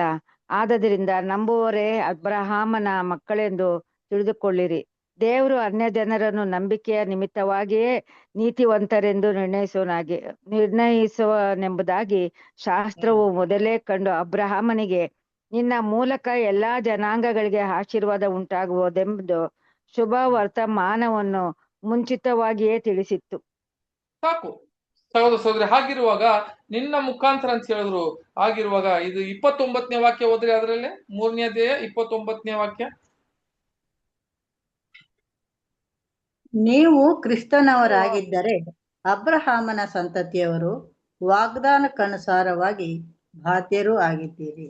ನೋಡಿದ್ರ, ಕ್ರಿಸ್ತನಾಗಿದ್ರೆ ನೀವು ಅಬ್ರಹಾಮ್ ಸಂತತಿ, ಆ ವಾಗ್ದಾನಕ್ಕೆ ಬಾಧ್ಯರಾಗಿರ್ತೀವಿ ಅಂತ ಹೇಳಿದ್ರು. ಇವಾಗ ಅಲ್ಲಿ ಕೊಟ್ಟಿರುವ ಆ ವಾಗ್ದಾನಕ್ಕೆ ನಾವೇನಾಗ್ತೀವಿ ಅಂತ ಕೇಳಿದ್ರೆ ಆ ಬಾಧ್ಯರಾಗಿರ್ತೀವಿ ಅಂತ ಕೇಳಿದ್ರು. ಅದರಿಂದ ಸಹೋದರ ಸಹೋದರರೇ, ಇಲ್ಲಿ ಇದ್ದಿದ್ದಂತ ಆ ಒಂದು 12 ರೊಟ್ಟಿ ಅಂತ ಹೇಳುವಾಗ, ರೊಟ್ಟಿ ಅನ್ನುವಾಗ ಅದು ಕ್ರಿಸ್ತನಿಗೆ ಹೋಲಿಕೆ ಆಗುತ್ತೆ. ಅದು ಹುಳಿ ಇಲ್ಲದ ರೊಟ್ಟಿ ಅಂತ ಹೇಳುವಾಗ ಖಂಡಿತ ಅದು ಪಾಪ ಇಲ್ಲದ ಒಂದು ಯಾವೊಂದು ಬೋಧನೆ ಆಗ್ಲಿ, ಅದಕ್ಕೆ ಹೇಳಿದ್ನಲ್ಲ ಆ ಬೋಧನೆ ತಪ್ಪಾದ ಒಂದು ಬೋಧನೆ ಆಗ್ಲಿ ಅಥವಾ ಒಂದು ಉಪದೇಶ ಆಗ್ಲಿ, ಅವೆಲ್ಲ ನಾವು ಏನದ ಹಳೆ ಹುಳಿಯನ್ನ ತಳ್ಳಿಬಿಟ್ಟು ಹೊಸ ಹುಳಿಯನ್ನ ಹೊಸ ಒಂದು ಹುಳಿ ಇಲ್ಲದ ರೊಟ್ಟಿಯನ್ನು ಏನ್ ಮಾಡಿದ್ರಂತೆ, ಆ ಹಿಟ್ಟನ್ನ ತೆಗೆದ್ರು ಅಂತ ವಾಕ್ಯ ಓದಿದೀವಲ್ಲ.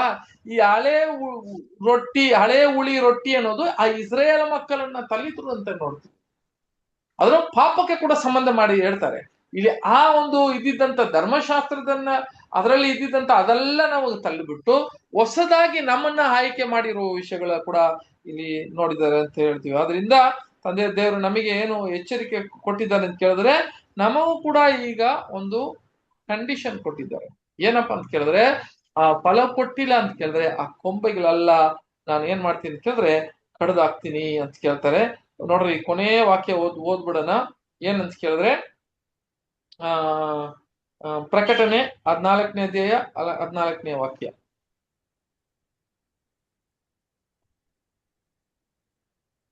ನಾನು ನೋಡಲಾಗಿ ಇಗೋ, ಪ್ರಕಾಶಮಾನವಾದ ಒಂದು ಮೇಘವು ನನಗೆ ಕಾಣಿಸಿತು. ಆ ಮೇಘದ ಮೇಲೆ ಮನುಷ್ಯ ಕುಮಾರನಂತಿದ್ದವನೊಬ್ಬನು ಕೂತಿರುವುದನ್ನು ಕಂಡನು. ಆತನ ತಲೆಯ ಮೇಲೆ ಚಿನ್ನದ ಕಿರೀಟವು, ಆತನ ಕೈಯಲ್ಲಿ ಹದವಾದ ಕುಡುಗೋಲು ಇದ್ದವು. ಸಹೋದರ ಸಹೋದರಿಯರೇ, ಇದು ಯೇಸು ಕ್ರಿಸ್ತನು 2ನೇ ಬರವಣಿಗೆಯಲ್ಲಿ ಬಂದಿದಂತ ಕೈಯಲ್ಲಿ ಹದವಾದ ಏನಂತೆ ಕುಡುಗು ಅಂತ ಹೇಳ್ತಾರೆ. ಹದವಾದ ಕುಡು ಅಂತ ಕೇಳಿದ್ರೆ ಮುಂಚೆ ಮೊದಲನೇ ಬರವಣಿಗೆಯಲ್ಲಿ ಬರುವಾಗ ಯೇಸು ಕ್ರಿಸ್ತನು ಆತನ ಕೈಯಲ್ಲಿ ಒಂದು ಕುಡುಗು ಇತ್ತು, ಒಂದು ಮಚ್ಚಿತ್ತು. ಅದು ಎಲ್ಲಿ ಇಟ್ಟಿದ್ರು ಅಂತ ಹೇಳಿದ್ರೆ ಬೇರಿಗೆ ಇಟ್ಟಿದ್ರಂತೆ, ಅದು ವ್ಯಾಕ್ಸ್ ಅಂತ ಹೇಳ್ತಾರೆ, ಅಲ್ಲಿ ಇಟ್ಟಿದ್ರಂತೆ ಅದನ್ನ ಕಡ್ದಾಕೋದಿಕ್ಕೆ. ಈಗ ಎರಡನೇ ಬರವಣಿಗೆಯಲ್ಲಿ ಎಲ್ಲಿಗೆ ಬಂದಿದ್ದಾರೆ ಅಂತ ಹೇಳಿದ್ರೆ ಸಹೋದರ ಸಹೋದರಿಯರೇ, ಆತನ ಕೈಯಲ್ಲಿ ಅವನು ಕಿರೀಟವನ್ನು ಹಾಕಿ ಬಂದಿರುವ ಕ್ರಿಸ್ತನು ಕೈಯಲ್ಲಿ ಒಂದು ಕುಡುಕು ಅಂತ ಹೇಳ್ತಾರೆ. ಏನಂತ ಕೇಳಿದ್ರೆ ಒಂದು ಮಚ್ಚು. ಏನಕ್ಕೆ ಅಂತ ಕೇಳಿದ್ರೆ ಹಾರುವ ಸುಗ್ಗಿಯ ಕಾಲ, ಸುಗ್ಗಿಯನ್ನು ಅದನ್ನ ಏನ್ ಮಾಡ್ತಾರೆ ಅಂತ ಕೇಳಿದ್ರೆ ಅದನ್ನ ಕಡ್ದಾಕೋದಿಕ್ಕೆ ಬಂದಿದ್ದಾರೆ. ಅದರಿಂದ ನಾವು ಕೂಡ ಇದು ಒಂದು ಎಚ್ಚರಿಕೆ ಪಾಠವಾಗಿ ಈ 12 ಗೋತ್ರ ಅಂತ ಹೇಳಿದ್ರೆ ನಾವು 12 ಅಪೊಸ್ತಲರ ಮುಖಾಂತರ ನಾವು ಬಂದಿರುವ ನಾವು ಕೂಡ ಅಲ್ವಾ, ಇದನ್ನ ನಮಗ್ ಕೂಡ ಒಂದು ಕಾಲ ಅವಕಾಶವನ್ನು ಕೊಟ್ಟಿದ್ದಾರೆ. ಆ ಕಾಲ ಅವಕಾಶ ಮುಗಿದ ತಕ್ಷಣ ಆ ಕೈಯಲ್ಲಿ ಇದ್ದಿದ್ದಂತಹ ಕುಡುಕು ಇದೆ, ಅದನ್ನ ಕೂಡ ಏನ್ ಮಾಡ್ತಾರೆ ಅಂತ ಹೇಳಿದ್ರೆ ನಮ್ಮನ್ನ ಸುಗ್ಗಿ ಕಾಲ ಶುರುವಾಗಿದೆ ಈಗಲೇ. ಅದಕ್ಕೆ ಇದನ್ನ ನಾವು ಏನ್ ಮಾಡ್ತಾರೆ ಅಂತಂದ್ರೆ ಕಟ್ಟು ಮಾಡ್ಬಿಡ್ತಾರೆ, ಅದನ್ನ ಕಡ್ದಾಕ್ತಾರೆ ಅಂತ ಕೂಡ ನಾವು ನೋಡ್ತೀವಿ. ಸಹೋದರ ಸಹೋದರಿ ಆಗಿರುವಾಗ ಆ ಮುಂದಿನ ವಿಷಯಗಳೆಲ್ಲ ಆಮೇಲೆ ಮಾತಾಡೋಣ. ಏನಂತ ಕೇಳಿದ್ರೆ ಸಹೋದರ ಸಹೋದರಿಯರೇ, ಈಗ ನಾವು ನೋಡಿದಂತ ಒಂದು ವಿಷಯ ಏನಂತ ಕೇಳಿದ್ರೆ ಆ ಮೇಜೆ ಸಭೆ, ಆ ಬಂಗಾರದಿಂದ ಚೊಕ್ಕ ಬಂಗಾರದಿಂದ ಮಾಡಿದಂತಹ ಸಭೆ, ಆ ಸಭೆ ದೇವರ ವಾಕ್ಯವನ್ನು ಏನಾಗುತ್ತೆ ಅಂತ ಕೇಳಿದ್ರೆ ಅದನ್ನ ಒತ್ತುಕೊಂಡು ಹೋಗೋದು ಅಂತ ಹೇಳುವಾಗ, ಈಗ ಸಭೆ ಅಂತ ಹೇಳುವಾಗ ಅದು ಮೊದಲು ಇಸ್ರೇಲ್ ಜನರಿಗೆ ಅದು ಹೋಲಿಕೆ ಆಗ್ತದೆ. ಅವರದನ್ನ ಕೈ ಬಿಟ್ಟು ಅದನ್ನ ಬಿದ್ದೂರ ಕಾರಣ ಆ ರಾಜ್ಯದ ಒಂದು ಸ್ವಾರ್ತೆ ನಮ್ಮ ಕೈಯಲ್ಲಿ ಆಶೀರ್ವಾದನ ಸಿಕ್ಕಿದೆ. ಅದನ್ನ ನಾವು ಕಾಪಾಡೋದಕ್ಕೆ ದೇವರು ನಮ್ಮನ್ನು ಆಶೀರ್ವದಿಸ್ಲಿ.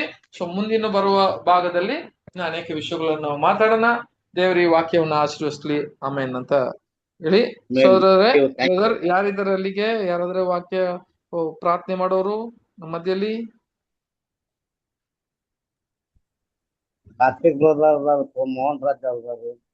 ಮೋಹನ್ ರಾಜ್ ಬಿದಾರ್ ಒಂದು ಪ್ರಾರ್ಥನೆ ಮಾಡ್ಬಿಟ್ರಿ ಮುಗಿಸೋಣ.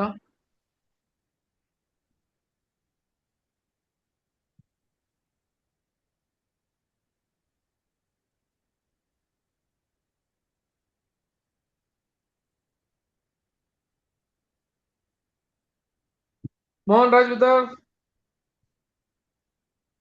ಅಲ್ಲ, ಶ್ರೀಕಾಂತ್ ಇದ್ದಾರಾ?